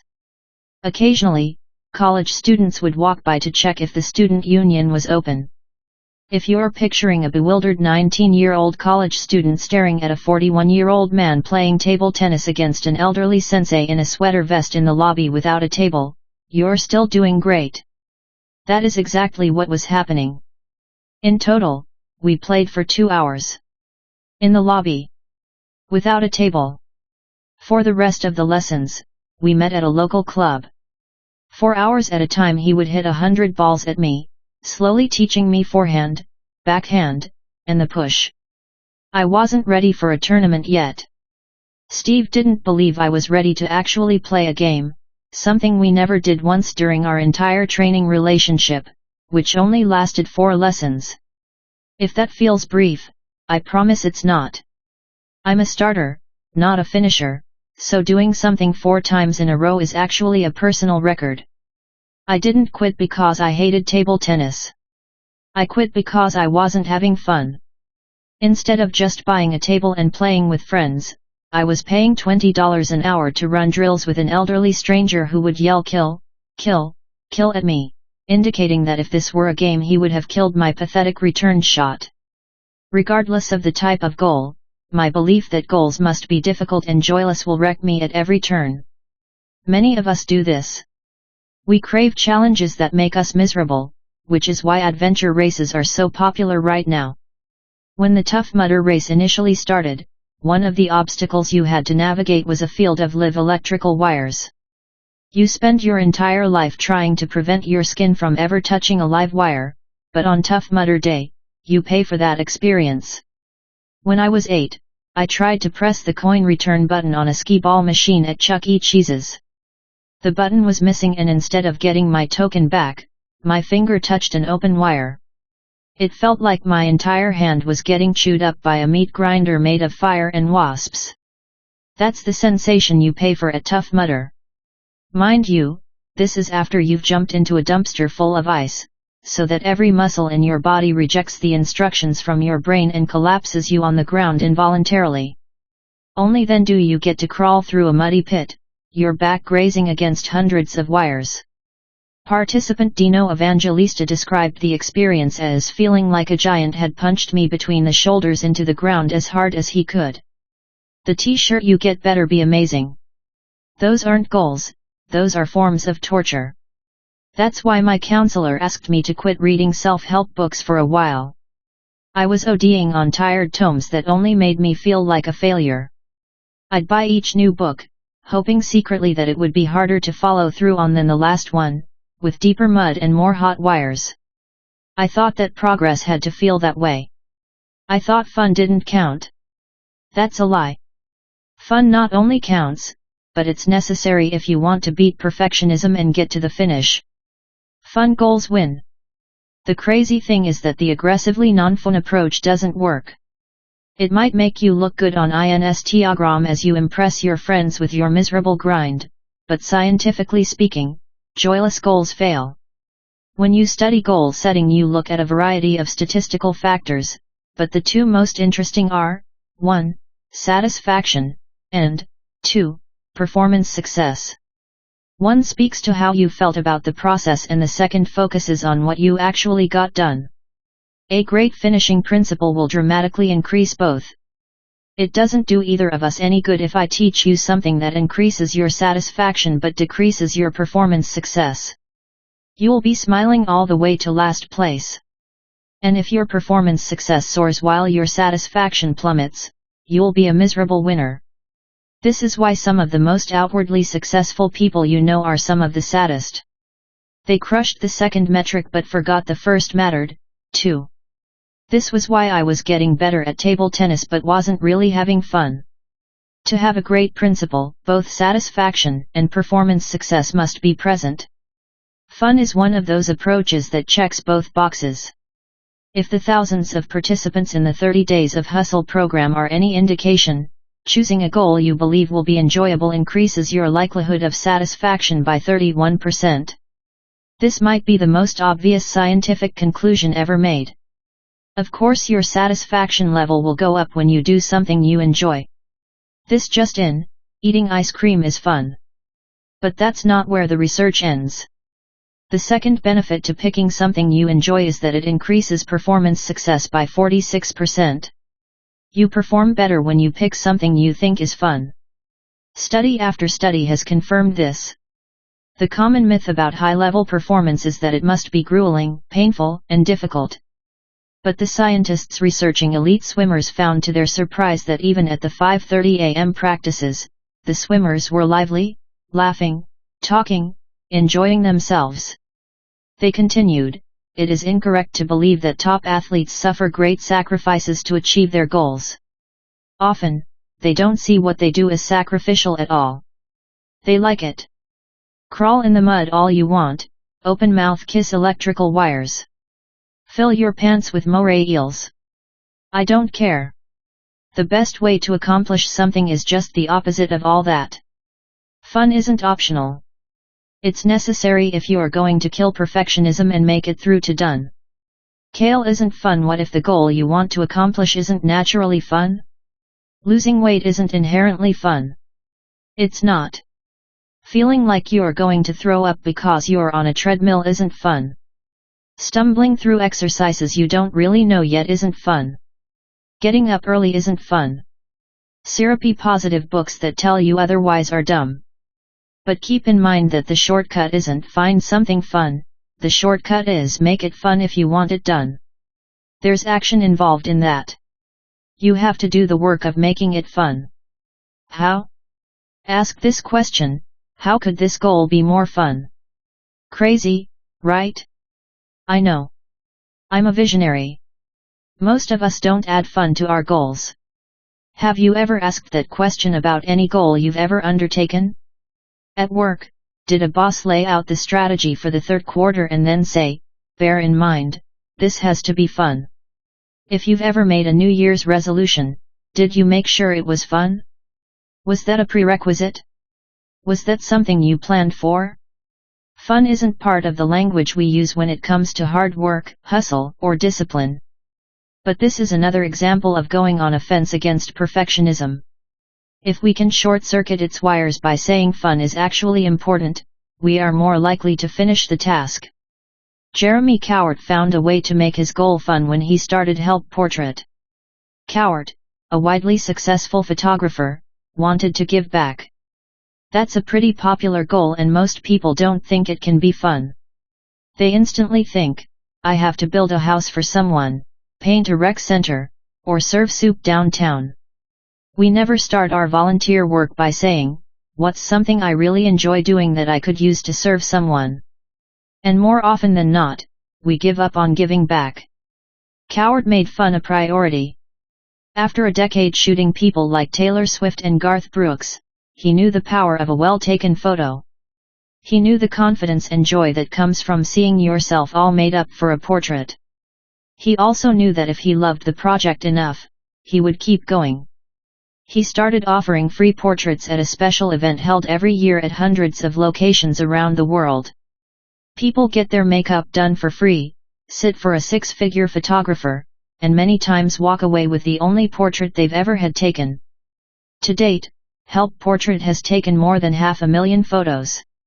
You know what Jeremy doesn't do? He doesn't swing a hammer or a paint roller. Why? He's not good at it, but more than that, it's not fun to him. And he knows that the more joy he feels, the longer he'll work at something that helps other people. It's easy to find the fun in his story. What if you don't know how to make something fun? Where do you begin? There are two places. Fun comes in two very different flavors. Choose wisely. Ben Raines is a financial advisor, but math rarely persuades his clients to make the best decisions. He can lay out the numbers. He can crunch the data perfectly. He can flowchart and graph until his printer runs out of ink, but until he's answered one question about his clients, none of that matters. What do they really think is fun? Everyone he sits down with to talk finances brings something unique to the table. They are buffeted by unseen waves, like how their parents handled money growing up, the health of their romantic relationships, what they care about the most, and a million other factors. But in a decade of helping people, he's found that client motivations fall into two rough categories: 1. Reward motivation, 2. Fear motivation. For some people, once the reward is detailed and clear, some sort of motivational engine is fired up. Once the path to retirement or paying for college is laid out, they run down it with vigor. People who are motivated by a reward have what psychologists call an approach motivation. They are wired to approach the reward that accomplishing a certain goal will generate. The positive outcome is what drives them. That's their version of fun. Seeing their first sale come in on an online store is the vision they hold closest when building a new business. Putting on a pair of jeans that haven't fit in years and going shopping for new clothes with a new figure is what matters most. Having the freedom to buy something without checking a bank account nervously is the feeling that bubbles to the top. They are motivated by the prize associated with achieving the goal. For others, a reward doesn't move the needle at all. The pretty picture of the future is too far off, too boring, or too safe.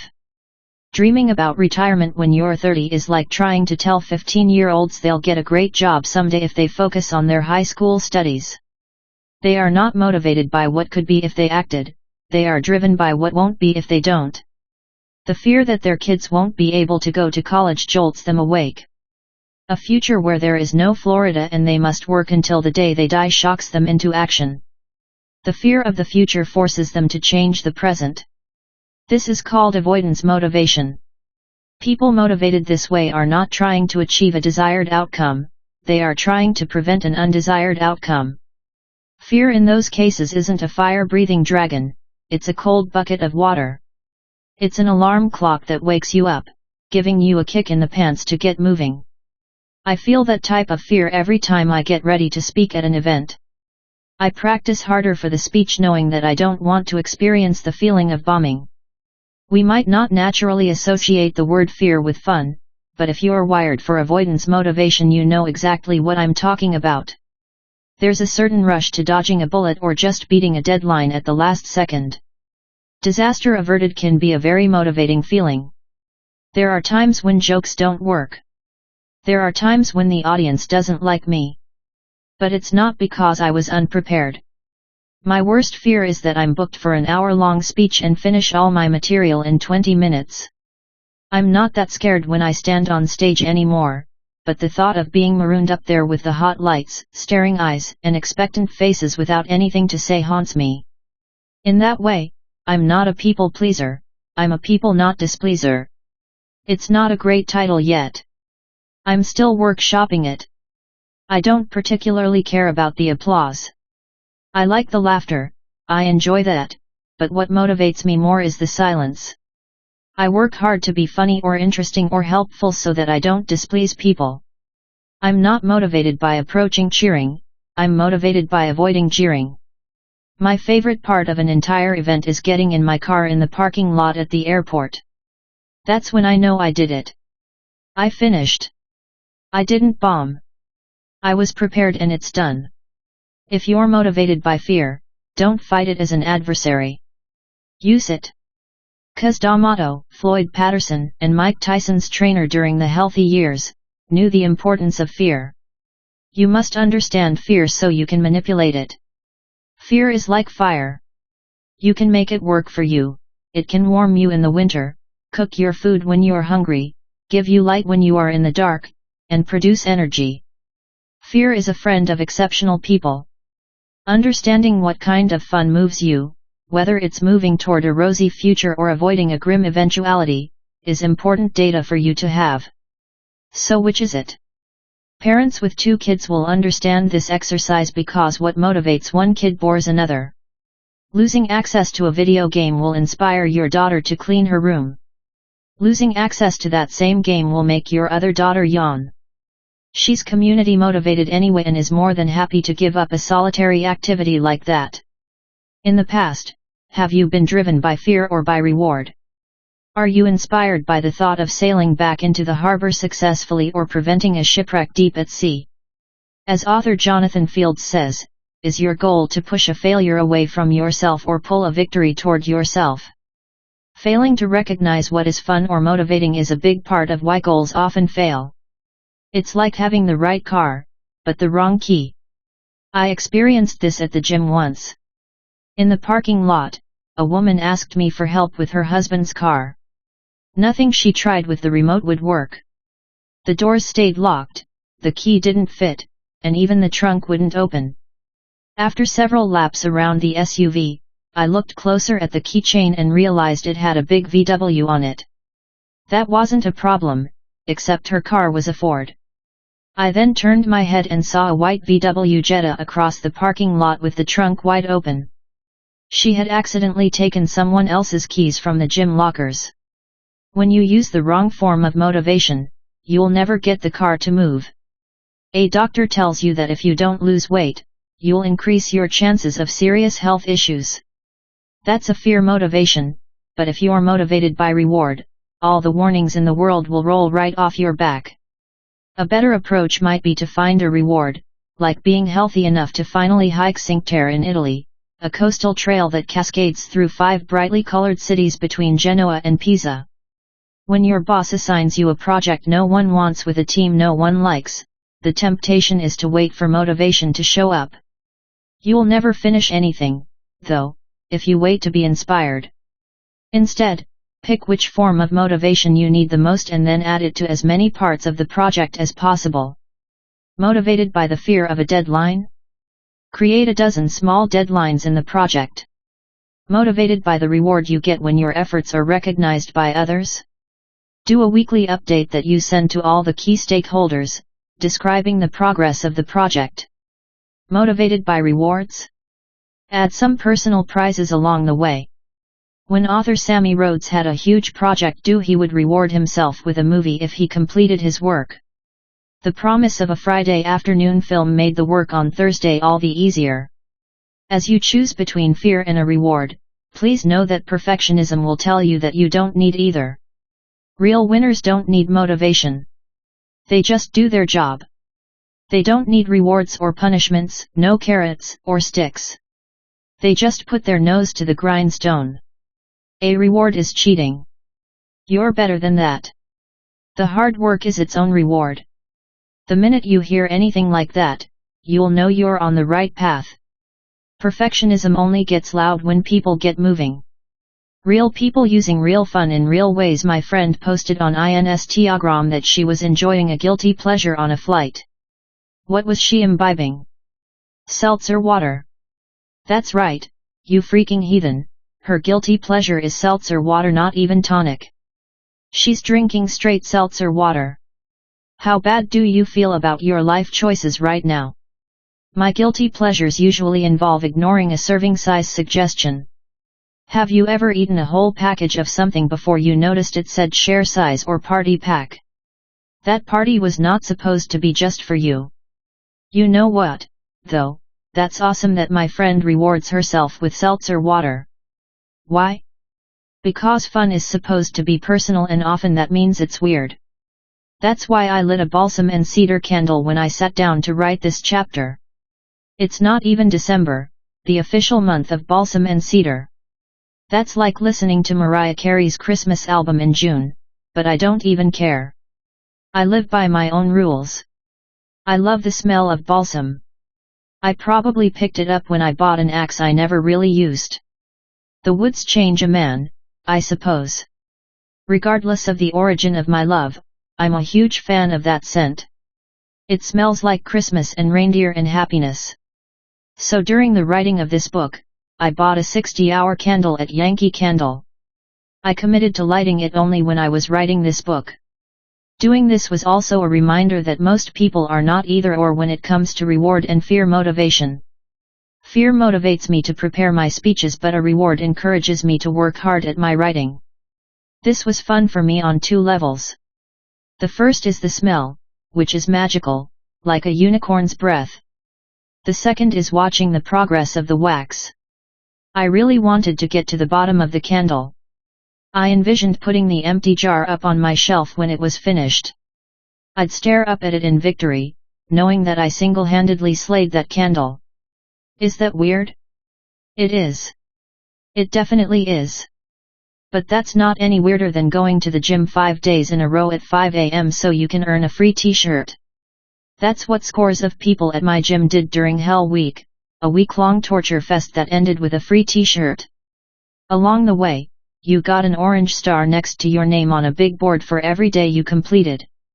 The sticker might feel a bit like kindergarten, but I promise you I saw grown adults giddy with each one they earned. Weird works, and perfectionism absolutely hates it. Of course it would. If it's opposed to fun, can you imagine how much disregard it has for weirdness? Perfectionism is about conformity, it's about twisting and molding your performance to some imaginary standard that's impossible to hit. There's no room for weird when it comes to perfectionism. Sometimes, instead of picking between a reward or a loss, you can knock out two birds with one stone. When Emily Bortz did a weight loss challenge with her sister, the loser had to pay for the winner's massage. In addition to being motivated by the reward of the massage, you could be motivated by the fear of paying for one you weren't receiving. Okay, we've now exhausted our quota of weight loss examples, but what about something boring like housework? Here's how Stephen Nazarian, one of my readers, approaches it. I have a never-ending honey-do list around the house.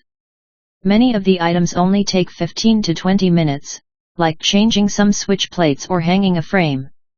So, whenever I'm shot from the day and just want to relax in the jacuzzi tub, I force myself to start a short task on the list, and when I'm almost done I go turn on the water for the tub and let it fill while I finish. I've done this so much that now I can't relax in the jacuzzi without doing something productive first. Pavlov would be proud. Is there anything weirder than using a jacuzzi to condition yourself to be more productive? I submit no. That's why I love Stephen. The size of the reward can vary as well as the type.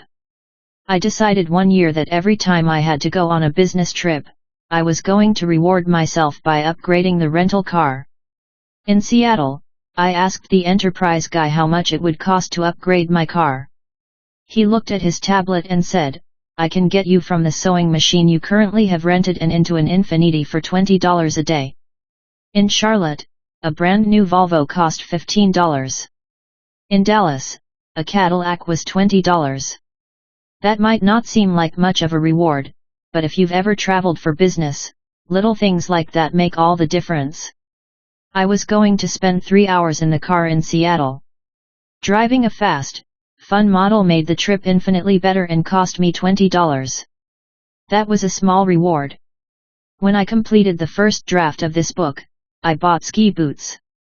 I had the money prior to finishing the book, and I could have purchased them before I completed the goal, but that would have ruined the reward. What about the flip side, if you're motivated by fear? It's often hard to think of a punishment version if you don't hit the goal, but don't be afraid to get creative. The co-creator of the show Billions and co-writer of the movie Rounders, Brian Koppelman, once had a movie script he just couldn't get financed. People in the business told him it would be impossible because of the dark subject matter. The financiers would never go along with his plan and it was a hopeless situation. Finally, after a few frustrating months, he went to Nike.com and designed an incredibly ugly pair of sneakers. Written across them in bright pink was the name of the movie he was working on. He had to wear the hideous shoes until he finished. That day he dedicated himself to taking at least one concrete action each day. Weird? Sure. But ask Michael Douglas if he liked starring in the movie Solitary Man, which Brian did get financed. Radio host David Hooper once hired a career coach who had an interesting approach to the fear versus reward spectrum. He made Hooper write out a check that the coach would send to the political party Hooper hated the most if he didn't hit his goals. The coach had the check, so the process was automatic. If David didn't work on his goal, the candidate he can't stand would get a little support. Worst of all, now he'd be on the party's mailing list, a nightmarish database you will never escape from, my friend. What's your reward going to be? Or if you're more motivated by fear, what's the threat? Remember, perfectionism will tell you that fun doesn't count. Even worse, it will tell you that using rewards or fears as a form of motivation to reach your goal is a crutch. You're the only one with stupid, fun, weird systems. Only you're not. Right now, I'm probably practicing a speech somewhere so I don't bomb. I'm lighting a candle that smells like the forest so I can keep writing. A stay-at-home mom is going shopping because she lost the amount of weight that triggered a reward. The more fun you add to your goal, be it in the form of fear or reward, the more likely you'll actually finish. How to read 100 books a year in January and February of 2017, I read 18 books. That was undoubtedly the most I've ever read in such a short time frame. I probably read fewer books than that in all of 2016. How did I do it? How did the guy who started this book by confessing he'd only finished 10% of the books he owns turn it around? I used fun. First of all, I expanded my definition of what counts. I decided audiobooks counted. Not just audiobooks, but audiobooks at 1.5x speed.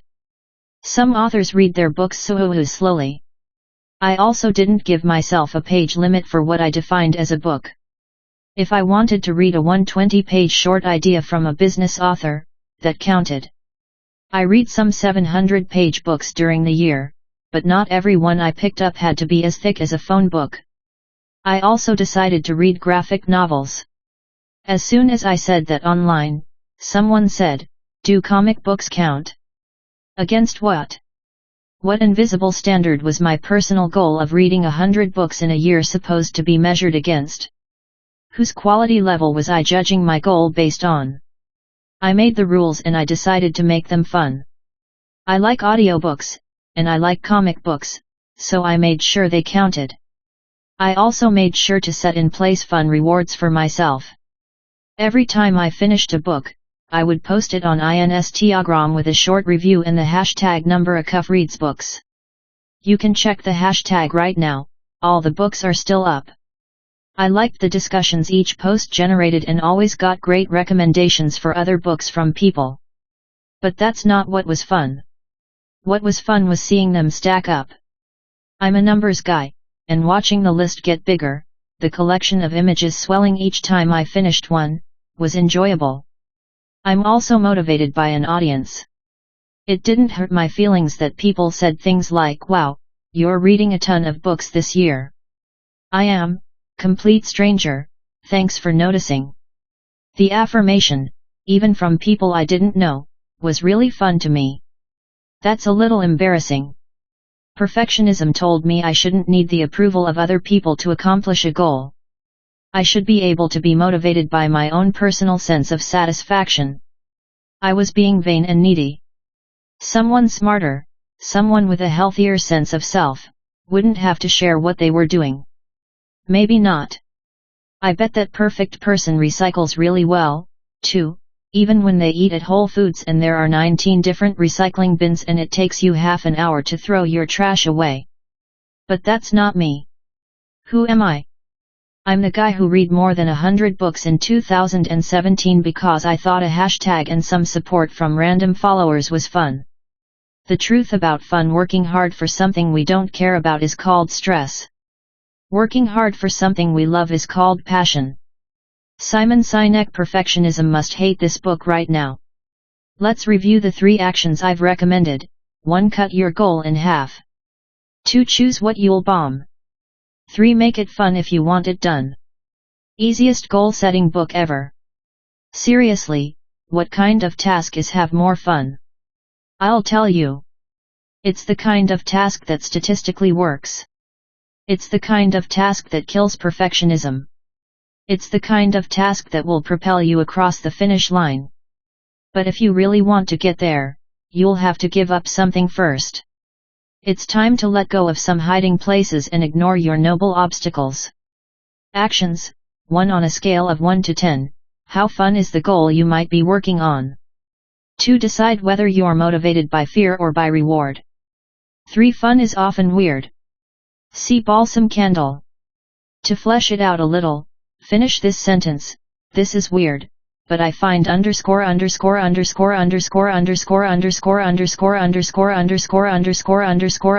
fun. Dot. 4. Pick 3 small points of fun you can add to your goal. Chapter 5. Leave your hiding places and ignore noble obstacles. In 2004, I created a wildly successful fantasy basketball newsletter.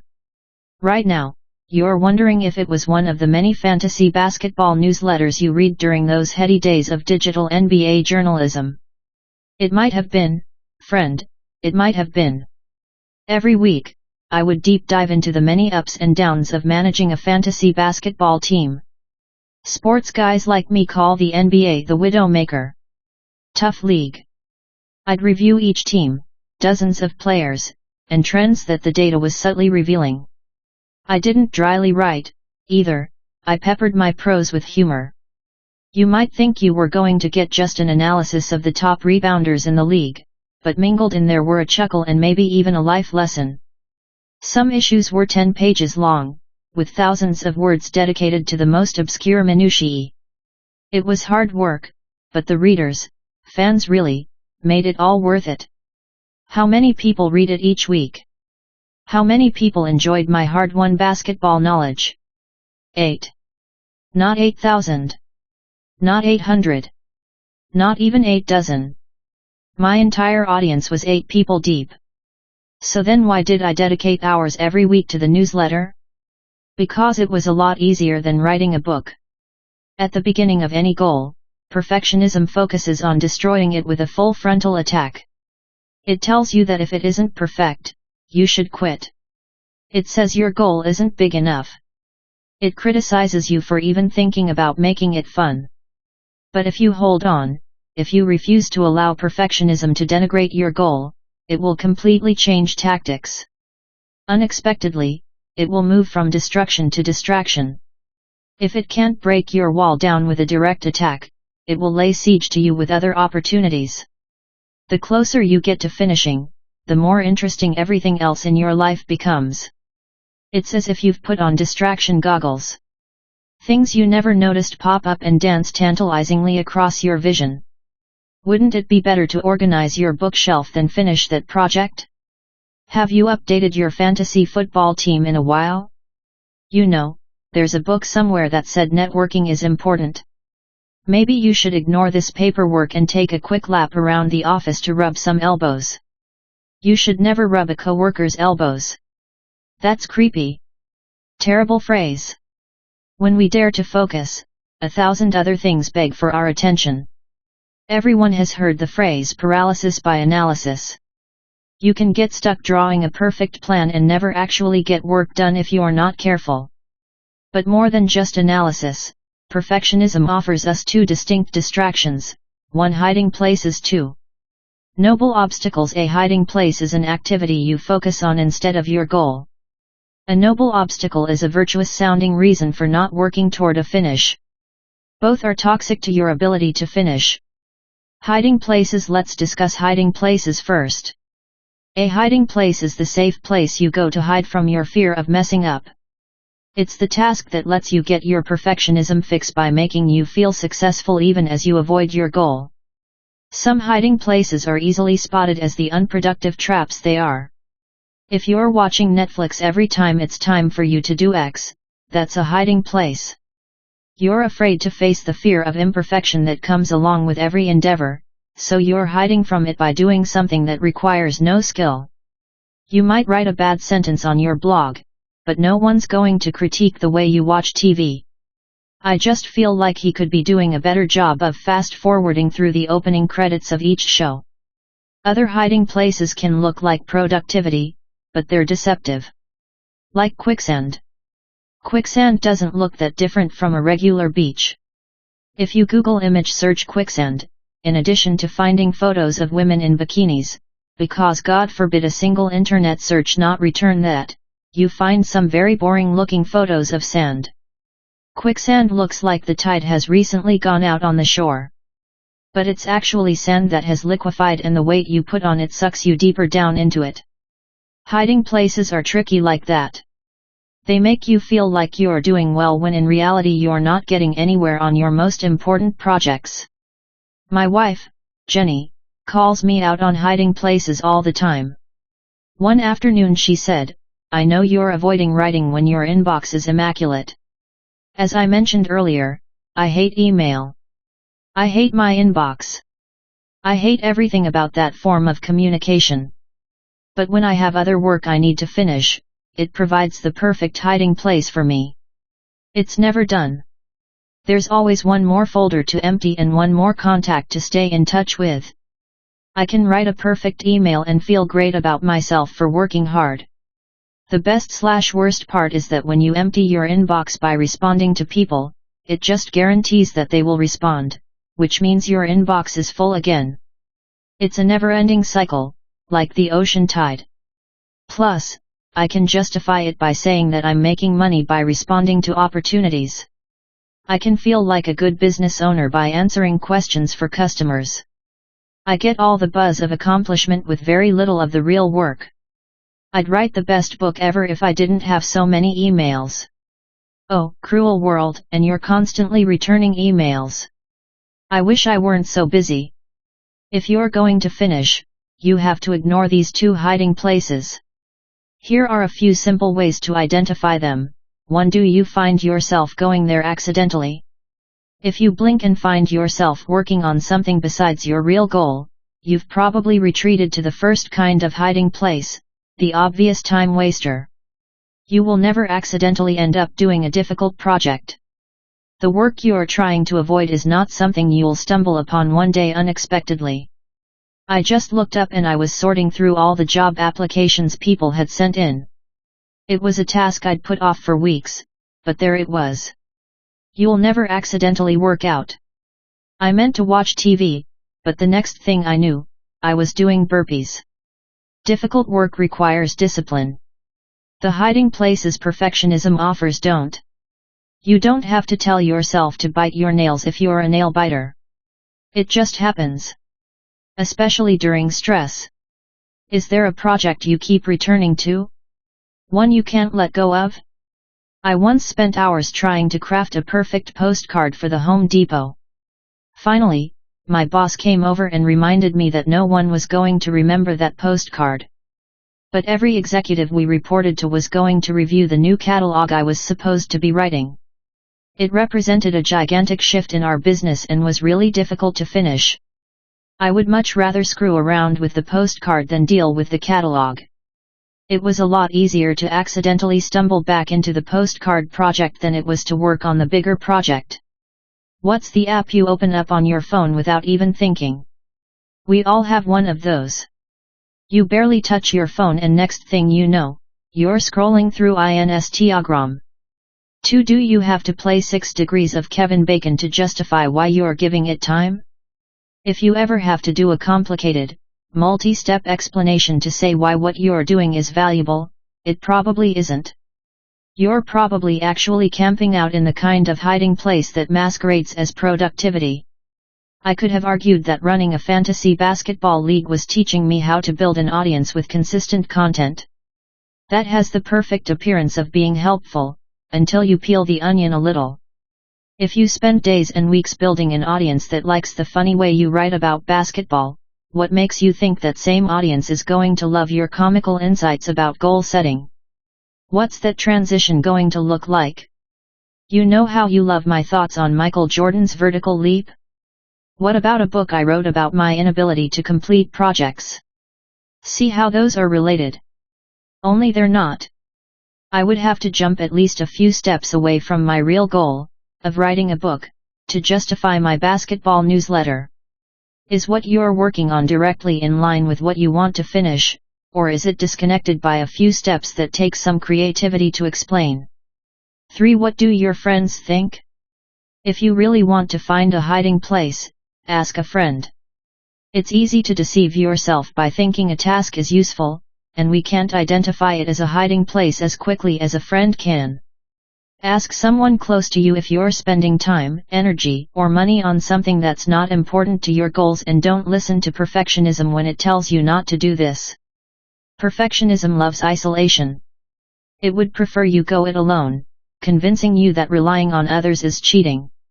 You should just be strong enough not to need anybody. That's ridiculous. Why does it tell you that? Because it's easier to beat one person than it is a team. And most of the worst decisions you've ever made were made alone. That's why. The goal of those questions is to get a few hiding places identified. Once you identify the hiding places, the logical thing is to take the time, energy, and money you are spending in the hiding place and spend them on the activities that help you meet your goals. If you want to write an album, do the things it takes to write an album. I don't know what those are, but I know they all require time, energy, and probably money. If you identify one of these hiding places, you should stop going there with your time. The hour you spent watching TV is gone forever. You might, as Bon Jovi sang, wake up with an ironclad fist and French kiss the morning, but that hour will never come back. Also, grossest line in a love song. What does that even mean? If you saw someone on a plane wake up from a nap and French kiss the morning, you'd call a sky marshal. Energy is a little more difficult to measure, but is just as expensive as time. Einstein did his best work when he was employed at the ever-boring patent office. Why did this help him? Because his mundane job didn't drain him creatively. He came home with full reserves. Don't spend your energy on hiding places if you can help it. Finally, stop spending money on your hiding places. If you can't afford to go to the gym you really like because you don't have the money, expensive vacations might be a hiding place. You have a limited amount of time, energy, and money. We all do. If something is stealing from any of those reserves, be careful. The flip side is that some things aren't distractions, they're commitments. Your corporate job, for instance, might not be something you love, but it's not a hiding place, it's a commitment. Giving that time and energy is what you should do. Your kids are not distractions. This one was hard for me because when they were young my kids dropped their afternoon nap. If you don't have kids, that might not sound like a big deal, but if you do, you know exactly how painful that is. And we didn't discuss this or get to vote on it either. One day they just decided, you know what? We're done with that nap. You know those 90 minutes you treasured each Saturday afternoon? We're liberating them. They belong to us. We're captains now. Just like that, they were gone. This is going to happen to you. Your kid will get up at the same time every day for a solid year, right up until the morning you decide to get up early to work on something. On that morning, she will pop out of bed early and ask you an awful lot of questions about yogurt.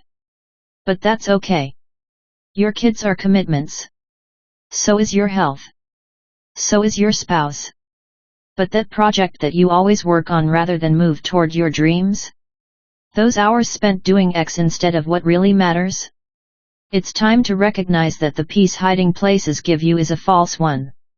They don't protect you, instead, they keep you from reaching your goals.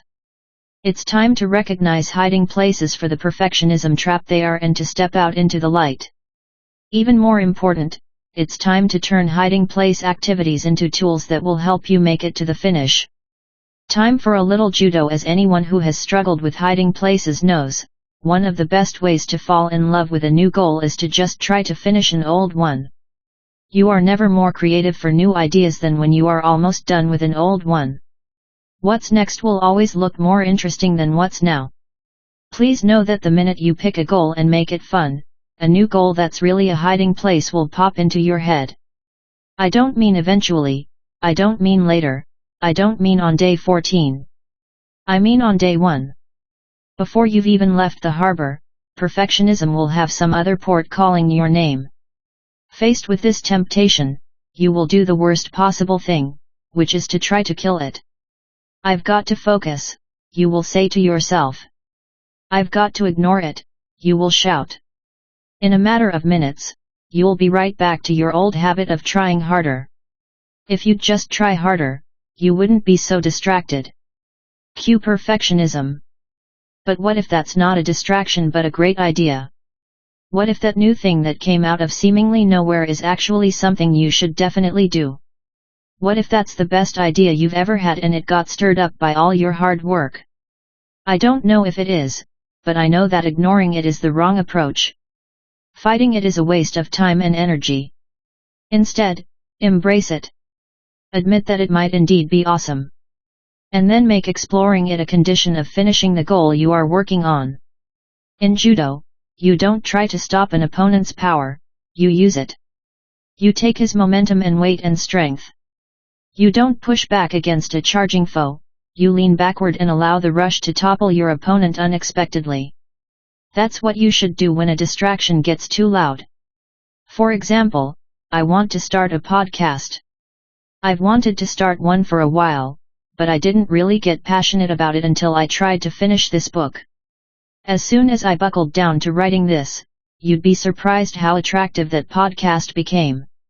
I could rattle off my future guests, list the questions I'd ask them, and discuss how I would grow the audience with the greatest of ease. Instead of feeling shame and trying to ignore that project, I placed it directly after the finish line for this book. I didn't say never, I said later. Want to create a reward you really love? When new ideas or new goals get shiny, put them at the finish line. Don't try to grow callous to the shiny objects, if anything, let them gleam. Let them be brighter than the noonday sun. Just make sure they point the way to the finish line. No podcast until the book is done. No other diet until you've finished the one you already committed to. No other small business idea until you've completed the original one. Line your finish line with the dream goals you are currently using as hiding places and then watch how fast you'll run toward it. Beware the noble obstacle. A noble obstacle is what perfectionism throws at you next if you deal with the hiding places. It's the very good reason you cannot pursue your goal. Perfectionism will tell you, if you're going to do it, you might as well do it right. And when we leave the idea of right undefined, it tends to get complicated, usually in one of two ways. In the first kind of noble obstacle, perfectionism sneakily tells you that you cannot move toward your goal until you do something else. I can't do X until Y. In the second kind, perfectionism tells you that reaching your goal could actually produce bad results or make you a bad person. Would-be entrepreneurs often express fear that they'll become workaholics if they start a business. They're one step away from a messy divorce if they dare make a go at their goal, and that's just not worth it. Better to play it safe and just think about what they could have done if they really wanted to. They're not avoiding the business, they're protecting the sanctity of the marriage. How noble! A noble obstacle is the reason Bill is never going to clean his garage. Bill knows he will never meet his goal. Every time he uses the small travel paths through the suburban rubble, he is well aware of the fact that he will most likely be dead before this garage is cleaned. He probably doesn't think this when he is getting a drink from the fridge because that's pretty dark, but it's true. I don't blame him. The one time I cleaned our garage I found a foot-long Norwegian wharf rat, which was weird because we didn't live near a wharf or Norway. They're also called the brown rat or the we need to sell this house rat. It would be great if your garage rat was more the secret of NIMH and less steal your car radio, but it never works out that way. I don't know whether Bill has rats, but I know he can't announce to his wife that he will never clean his garage. Instead, when pressured by her to clean it, he says, "Great idea. I will. Let's have a garage sale first." On the surface, this feels a bit like the best step toward the completion of the goal. He didn't argue, he actually agreed to the project, enthusiastically so. Not only does he consent to it, he adds a way they can make money through the project. That's a win-win right there. But his wife knows what he is doing. Bill is not taking the first step toward cleaning the garage. He is employing a noble obstacle. At the heart of it, a noble obstacle is an attempt to make your goal harder than it has to be so you don't have to finish, but can still look respectable. Writing a fantasy basketball newsletter instead of writing a business book is a hiding place. Deciding that you can't write your book until you've read the top 100 business books of all time is a noble obstacle. Bill and his wife haven't had a garage sale once in the 20 years they've been married. He's never wanted to have one. He doesn't go to them on the weekends. He never even mentioned the idea until he was pushed into a corner. At that moment he created a noble obstacle. Think about the myriad steps a garage sale adds to the real intent of the project, an empty garage. Here are just a few of the extra tasks. 1. Pick a perfect day for the sale, checking the weather, your business travel plans, and your kids' soccer schedule. 2. Review your HOA to make sure there aren't any weird rules about garage sales. 3. Make signs advertising the sale, wharf rat for a good home. 4. Hang the signs up. 5. Research garage sales on Pinterest so that your sale looks appealing, like a cake pop. 6. Clean the garage so that you actually know what you're selling. 7. Sort items into sell, throw away, and keep. 8. Decide on prices for all the items. 9. Label the items with price tags. 10. Display the items in your driveway. 11. Go to the bank to make sure you have enough spare change for the 2 people on the planet who still pay with cash. 12. Set up a Square account so that you can take debit cards. 13. Hold the sale.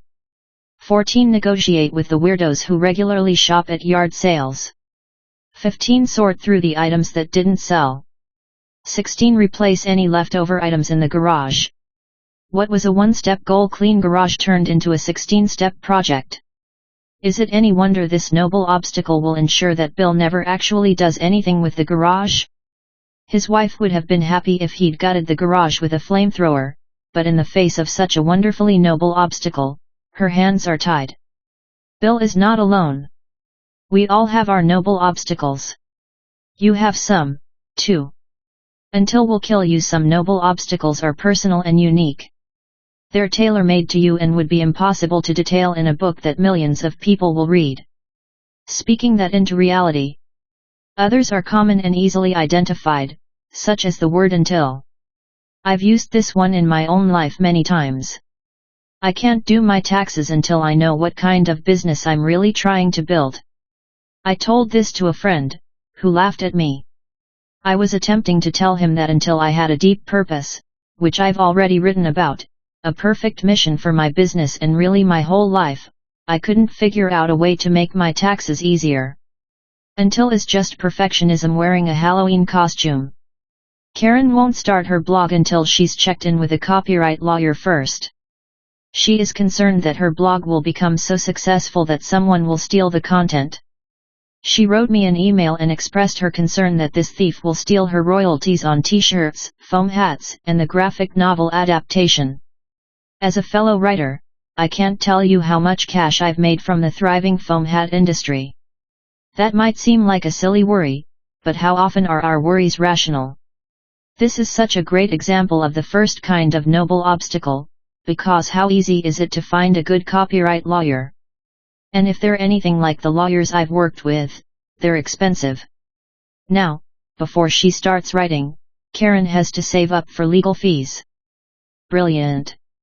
Writers aren't the only ones who use the first kind of noble obstacle. I know some guys who say they can't work out until they pick the best exercise program. They'd hate to make a mistake and pick the wrong one. So instead they don't choose a single one because they just haven't had time to do the research. Until is a hurdle you throw up on your track until the lane is so clogged you couldn't possibly get started today. Look at all those obstacles. Today's not the best day to go. The tricky thing is that until often wears a cloak of responsibility. It pretends that it's not about being lazy but rather about making sure everything is in order before you start. It would be foolish to come up with a great invoice system until I really know what my business is about. Once I have a core mission, the rest of the pieces will fall into place, but until then, it would be wasted effort. Until I know why I have an issue with food, I can't walk around the block at a brisk pace for more minutes today than I did yesterday. Until I know what my entire book is about I can't write the first 100 words. Until I know where all the stuff in every room of my house is going to go I can't clean this one room. Until I pick the perfect goal I can't work on anything. That's what tripped up so many people during the 30 days of hustle. One participant remarked, "I honestly have so many ideas and can find justification for each of them being the one. It leaves me pursuing several things at a level of mediocrity. Until I get rid of distractions I can't get anything done." If we believe we have to eliminate all distractions before we get work done, we will never work. There will always be one more amazing distraction. Our minds will do anything to avoid the challenge of focusing on something. The second you hear the word "until" pop into your mouth, spit it out like Brussels sprouts that have been served without bacon.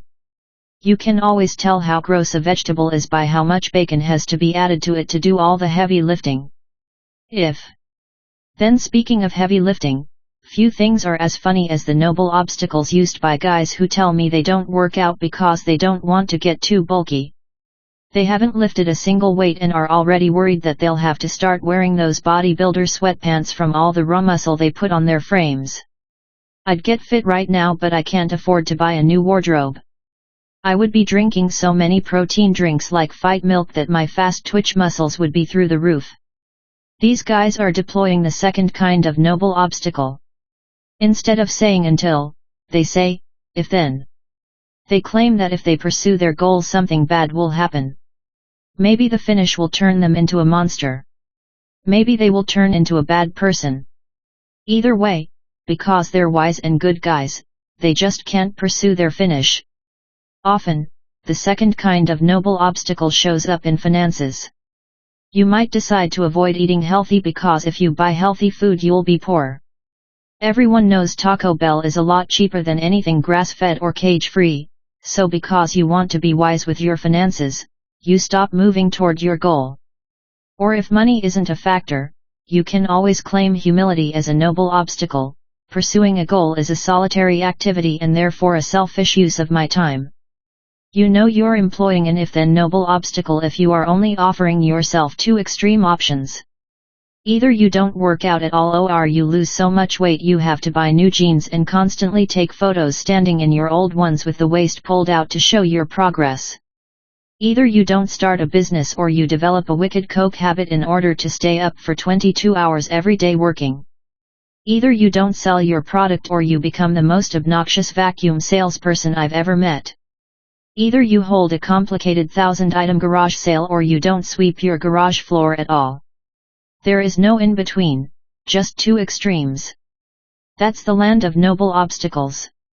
It's too hard. Remember, perfectionism has no sense of gray, things are only black or white. You do it perfectly or you don't do it at all. Noble obstacles are why it took me so long to buy a new computer. For the last year, I've had to delete files almost every time I use my laptop. My startup disk is full. I'm not entirely sure what that means because usually when I get that message, my computer is too bogged down to use Google. So I just start wiping out family photos that are too heavy until Microsoft Word works again. I believe that heavy is the correct technological term. Sorry to go all super nerd jargon on you. I have the money to buy a new one, but I'm a little too intimidated to walk into the Apple Store. I don't know where the register is anymore. Do they have one still, or do you just buy things directly from registers mounted on the hips of geniuses? I imagine myself pacing around the brightly lit store, finally yelling at someone in a solid colored t-shirt, I would like to buy a computer. This one. They'll say, did you make a purchase appointment with our Genius Bar? I'll say, I don't know what any of those words mean. I have the money. Can I give you the money for the computer? They'll say, maybe. What are you looking for? Only I don't know. A bigger one. A faster one. What's your iTunes password? They'll ask. But I don't know because I keep creating a new one every time I download an app because I forget the old one. The genius will say, don't worry, we can look it up with your blood type, do you know that? I don't have any of the information he needs to make this purchase, and I can see in his eyes that they're coming out with a new, better model tomorrow. Only he won't tell me that. If I ask him when the new model is coming out, he says never, but that's just code for the official release date is as soon as you complete your purchase. It might feel like today in my bones, but I'm really buying yesterday's model. I just know it. Tomorrow they'll do a press conference and release a thinner model that smells like cinnamon and has holograms and a write my whole book automatically button. I'll bring what I believe is a brand new computer to a coffee shop and people will laugh at me like I've just hitched a burro outside. That's if I can get my stuff transferred properly from the old one to the new one. Which files, programs, songs, photos, and videos do I want to move? And do I have to make that decision in the mall near the Orange Julius? I barely know this genius and now he's judging the quality of my life over the last 3 years based on what I'm transferring. Don't see a lot of vacation photos in here. Not many trophies or award ceremonies either. Are your kids active? Maybe they're doing something with their lives. I also feel like I'm rolling forward a bad storage system that I started 8 years ago. It's a giant snowball of files, photos, and screenshots from 2006. Every 5 years I just move my junk from one storage unit to a slightly bigger storage unit. It feels similar to transferring the floating island of garbage in the Pacific Ocean to the Atlantic. Before I've used my new computer once, it's already half full of stuff I don't need. I talked to an Apple business consultant for a minute, too. Now that I'm a business I think I'm supposed to shop that way. But I just got my LLC paperwork done a few weeks ago and I'm afraid when I say, I'd like to buy a computer, they'll ask me what my LLC number is and I'll say, 12. Was I right? Is it 12? That's a number. It won't be, though, so I'll freak out, realizing that based on how lame my genes are they shouldn't have even let me in this store to begin with. I'll run away, knocking over iPad Pros and geniuses / photographers / medieval history majors like so many young dominoes. I should probably talk to my lawyer who handled the LLC paperwork before I buy a computer. I also haven't updated my OS in 18 months. I don't know if I'm Snow Leopard or Roaring Tiger or Lazy Elephant. I just keep ignoring the OS X updates available, hoping that my computer will eventually become sentient and fix itself but not kill me during the rise of Skynet. That tangled rat's nest of complication was a noble obstacle for me. I didn't want to buy a new computer. I wanted to buy the perfect new computer. So instead of just hiring an IT guy to guide me through the process for a few hours, I made the whole experience as complex as possible. I didn't want things to get easier, which is unfortunate, because that is exactly what finishers focus on. Easy isn't easy but it works instead of making things complicated and difficult, instead of giving in to noble obstacles, finishers stack the odds before they even start. That phrase, stack the odds, feels a little like cheating. Good. It should. The things we do in this book are going to continue feeling that way. The good news is they don't have to be massive. We're not talking about shiny eureka moments. Sometimes stacking the odds is simply putting out your workout clothes the night before because at 6 a.m., you are a jerk and you will quit if you can't find socks easily in the dark. Sometimes stacking the deck is planning your important work in the morning when you're fresh and your busy work in the afternoon. Sometimes stacking the odds is buying 2 of your toddler's favorite stuffed animals so the world doesn't end when she inevitably leaves one at a rest stop outside of Pigeon Forge, Tennessee. Sometimes stacking the odds is just having a radiator hose. That's what Jason Acuff used. He made furniture in a factory in the mountains of North Carolina.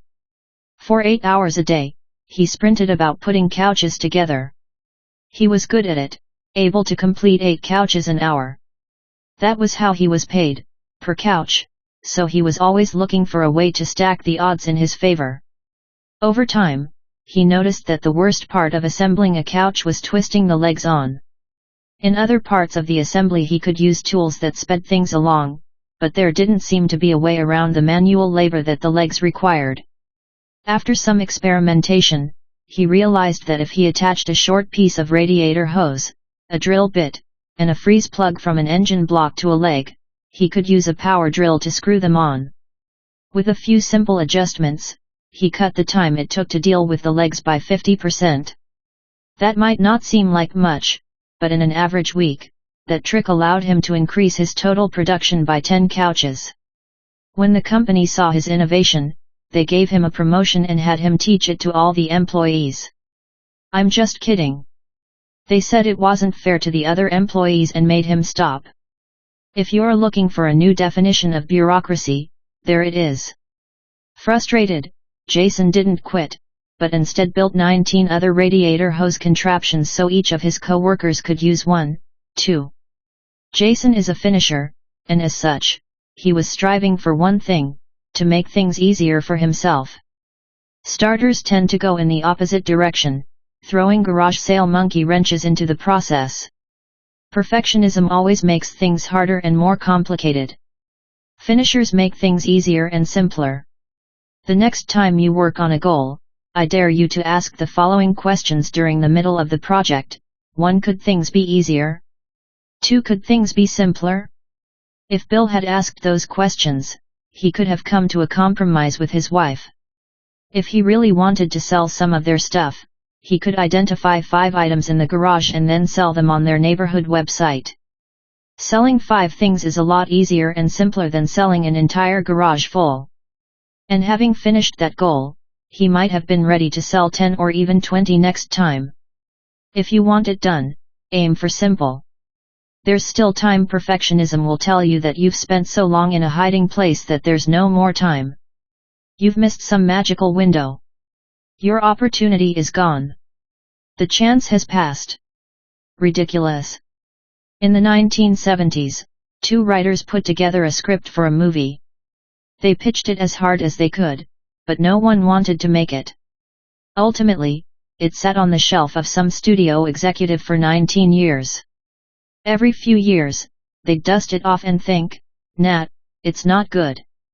Eventually, an agent named Tony Krantz got a hold of it. He fought for it. He pushed it up the ladder. The movie script became a TV show that eventually became the most successful drama in the history of television. The show was called ER. The writers who created it almost 2 decades before it aired were Michael Crichton of Jurassic Park fame and Steven Spielberg of everything. 19 years is an awful long time to sit on a shelf. I don't know how long you've been hiding from your goal. Maybe it's 19 days or 19 years, the exact time doesn't really matter, the result is still the same. Are you over-focusing on your kids because you're afraid to admit your goals matter, too? Are you manicuring your inbox and hiding instead of working on your business plan? Maybe you've beaten your hiding places but you've complicated your goal. Are you tempted to learn 2 languages right now? Do you ever march to the false beat of a noble obstacle? Worrying about your book's marketing plan when you haven't even finished writing the book is a noble obstacle. Weighing grams of carbohydrates when you haven't exercised a single minute all month is a noble obstacle. Researching the 25th competitor in your industry when you haven't finished the LLC paperwork for your own business is a noble obstacle. Goals are simple but they are not easy. You must leave your hiding places. You have to abandon your noble obstacles. And in perhaps the strangest way to end a chapter, you better get ready to kill some birds. Actions: 1. Ask the 3 questions to identify your hiding places. 2. Share your hiding places with a friend. Give them the permission and power to tell you when they see you hiding. 3. Start creating a list of next goals so that you have a home for any new ideas that come up. 4. Find a hose, like Jason, our furniture builder. Try to simplify your goal in one way.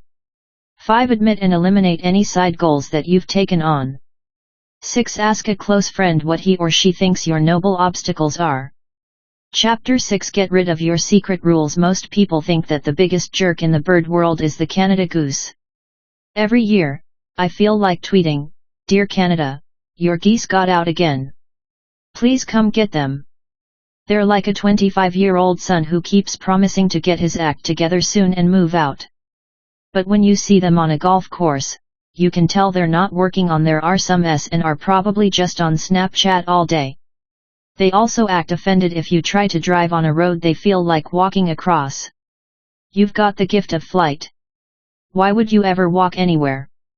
Geese are the worst, or rather the second worst. The biggest jerk in the bird world is undoubtedly the cuckoo. When it's time to lay an egg, the wildly irresponsible cuckoo bird finds a nest some other bird has already built. The goal is to get another bird to raise the cuckoos so that it can focus on more reproduction. You can almost hear the mother cuckoo saying, "I don't have time to raise this baby. This kid is really getting in the way of my ability to go club and dot." Can't you just see Maury Povich telling some bird, "You are not the father"? The other bird species often doesn't suspect anything. The color patterns look similar and birds probably aren't good at arithmetic, so the extra egg goes unnoticed. The cuckoo bird has a faster incubation rate, so it tends to hatch first. Know what the first thing it does is? Kill the other birds. Using sharp mandibles and probably discouraging words, it crushes the other eggs. If the other birds have already hatched, the cuckoo throws its nest mates out while the mother is foraging for food. Imagine, you're a mother bird, you've just caught a worm for your 4 children. You fly home, already pretty mad that the father of these children is who knows where, and suddenly there are only 3 birds in the nest. That's weird, you think to yourself. I swear I had 4 kids, and why is one so much huskier than the others? One by one, your kids die in some sort of avian Game of Thrones situation. Eventually feeding a species much larger than yourself proves too exhausting. As you take your last tiny, bird breath, a huge cuckoo looms over you and says, "Thank you," like when Kylo Ren killed his father, Han Solo. Come on, you had 18 months to see that movie. That spoiler is on you. The frustrating thing is that it doesn't have to end that way for the mother bird. Some birds recognize that a new egg has been placed in the nest.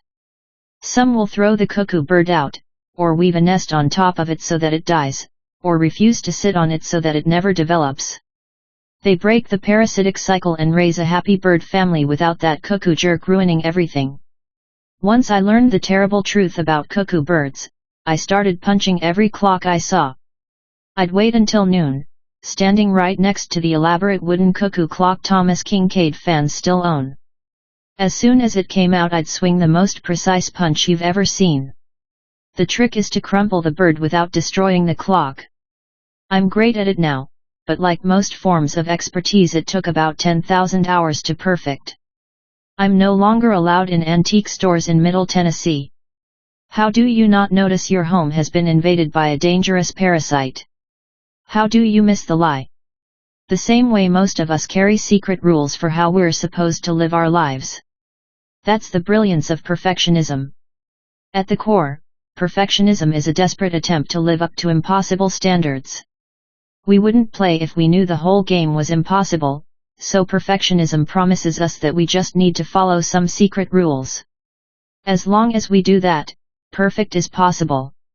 So over the years, as you chase goals, perfectionism quietly adds some secret rules to your life.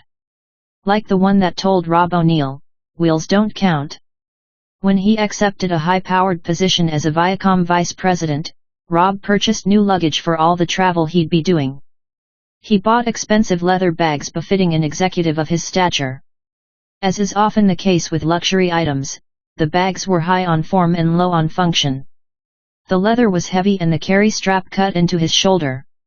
For months he jetted between Los Angeles and New York, grimacing uncomfortably but convinced that that was just the way things had to be. One night, while waiting for a connection in Atlanta, he saw a fellow business traveler who didn't look as strained as he felt. On the contrary, she was sharply dressed and practically gliding through the terminal on the way to her next meeting. Beside her she easily rolled a suitcase. She even looked peaceful, which is saying something at the Atlanta airport, because most of the employees there hate you. In that moment, Rob asked himself, why don't I think wheels count? He'd never said that rule out loud, but some part of him had decided that using wheels was cheating. Travel had to be difficult. It had to be painful. It had to be frustrating. That week he ordered a suitcase with wheels and never looked back. Somewhere along the way, he'd internalized the idea that it was cheating to use wheels. It wasn't just wheels, though. The bigger rule was for something to count, it has to be difficult. A lot of high performers carry that sort of secret rule along with them. If an exercise is enjoyable and you have fun doing it, it must not count. Joy then becomes a good indicator that you are not working hard enough or making enough progress. Pull that thread far enough and you end up with the rule: if I'm not miserable, I'm not doing something productive. That's as crazy as a small bird not recognizing there's a gigantic bird in its nest that looks nothing like every other baby they've ever had. This is like the ugly duckling who grew up to be a swan, except in this fairy tale the swan murders everyone. You've got some secret rules that make it really difficult for you to finish. I do, too. One of mine is: if it doesn't come easily, it's not worth doing. Another way to say it is: if you have to learn something new, you're failing. I had a fast start at a few things in life. In 2008, for instance, I started a blog that went viral. 9 days after I launched it, 4,000 people showed up to read it. That was a really fun experience, but the rule I took away was: if something hasn't blown up by day 10, it's a failure. I'm prone to give up on projects as soon as they don't deliver an avalanche of positive results. For years, I've had a nest full of cuckoos chirping out secret rules. They look roughly like the other thoughts in my head, but the more I listen to them and feed them, the more the truth gets starved. After close to 10 years of believing that one rule, it's incredibly difficult for me to learn something new. I feel ashamed if I have to ask someone a question. I feel embarrassed if I have to admit I don't know how to do something. I fake my way through a lot of life, believing that learning is failing. Real winners don't have to learn. They just know already. The worst part is that by nature, I am an enthusiastic learner. Every personality test on the planet shouts out that I like to experience new things. But my nest is full of secret rules, and the longer I live with them, the bigger they become. I'm not alone in that particular rule either. Jet fighters apparently struggle with it as well, which is yet one more example of how I'm similar to a jet fighter. Jeff Orr is an F-16 flight instructor who works with some of the best fighter pilots in the nation. Sometimes, young pilots try to rush through the 100-point checklist that goes into each flight. Some pilots go fast to show you they know what they're doing. They're afraid to work hard because then it won't seem authentic or natural. Another secret rule I live my life by is: success is bad. My dad is a pastor and I grew up on the outside of money. I remember him telling me a number of times that if anyone ever gave him a nice luxury car, he would give it back. It was just melted metal and plastic. We were miles away from living in poverty, but there was definitely a sense that it was somehow sinful to be successful. My dad probably doesn't even remember those few offhand comments he made about wealth and success, but it's surprisingly easy for the smallest comment to turn into a cuckoo, or what psychiatrists call a limiting belief. 30 years after I started believing that success was bad, I found myself passing on that limiting belief to my oldest daughter. Mike Posner is a musician who had a huge hit with a song called Cooler Than Me. He wrote the song as a college student and was surprised by the rocket ride it took him on.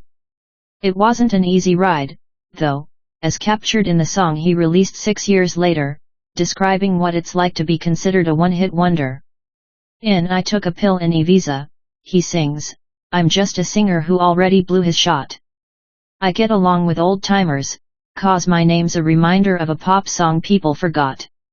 Hidden inside this happy, infectious pop song is an honest look at what can happen in the record industry. I told my daughter about it and then forgot we ever had that conversation until one day in the car. The song came on and I heard her remark to her friend, this song is about a guy who had a hit and the fame destroyed him. She might have used the word fame, but I could recognize the start of a cuckoo. Success will destroy you. Success is dangerous. Success is to be avoided. I never said those things to my daughter. My dad never said those things to me either. But cuckoos don't need much to grow bigger than you could ever imagine. In my own life, the last 8 years have been a bit difficult because of that particular lie. I'm not alone in this, as there are many people who struggle with a fear of success. The more successful they get, the guiltier they get, too. A friend at a dinner party once told me that CEO of the healthcare company makes $20 million a year. I wonder how he sleeps at night. I wanted to respond, probably peacefully on a comforter made of Hungarian down. He clearly thought success was bad, and that after you've made a certain arbitrary amount of income, you were no longer able to sleep well. What's that line? If you make $5 million, you're able to sleep at night, but no longer have access to Sunday afternoon naps out of guilt? This cuckoo ends up being a double-edged sword. If I fail, it hurts because failing isn't fun. If I win, I feel ashamed of the success and that hurts. It's the very picture of lose-lose. That's how you know you're dealing with a cuckoo, when either outcome makes you unhappy. Rob's back and shoulder hurt lugging around difficult suitcases, but using one with wheels made him feel like a failure. There was no middle ground. I can teach you a million strategies and tricks, but if you're bringing them home to a nest chock full of parasites, none of it matters. To deal with our secret rules, we have to do 3 things. 1. Identify them. 2. Destroy them. 3. Replace them. Let's start with figuring out what they are. 4 questions to smoke out your secret rules. The problem with secret rules is that they're secret. They're often buried deep inside, hidden by years and years of misbelief. You don't even know you're following them. That friend of yours who has a terrible boyfriend she has been engaged to for 9 years? She believes the secret rule that she doesn't deserve better. That family member who hates his job but doesn't feel qualified for anything else? His secret rule tells him he's lucky anyone would hire him at all. Call it baggage, call it limiting beliefs, call it secret rules, the name doesn't matter.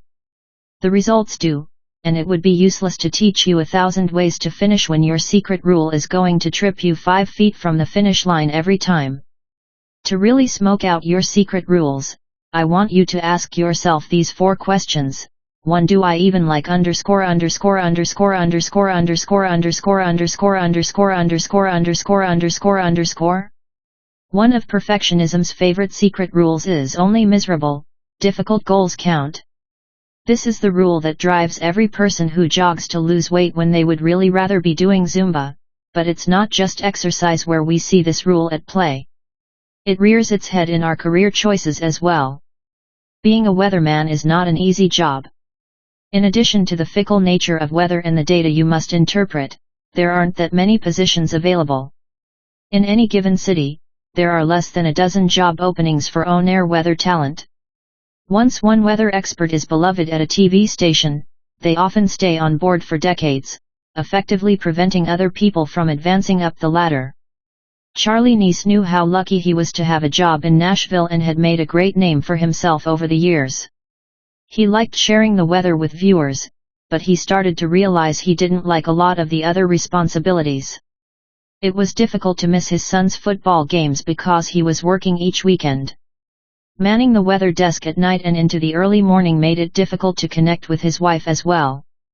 But no one leaves a great job, especially in a popular market like Nashville.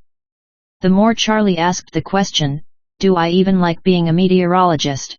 though, the more the answer came up no.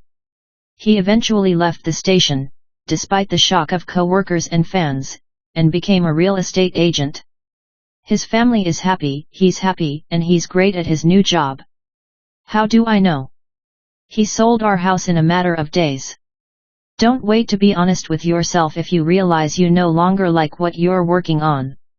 Don't let perfectionism keep you stuck. 2. What's my real goal? Rob's real goal for his luggage was to travel comfortably. As a successful 50-year-old executive, impressing strangers with his suitcases didn't really matter to him.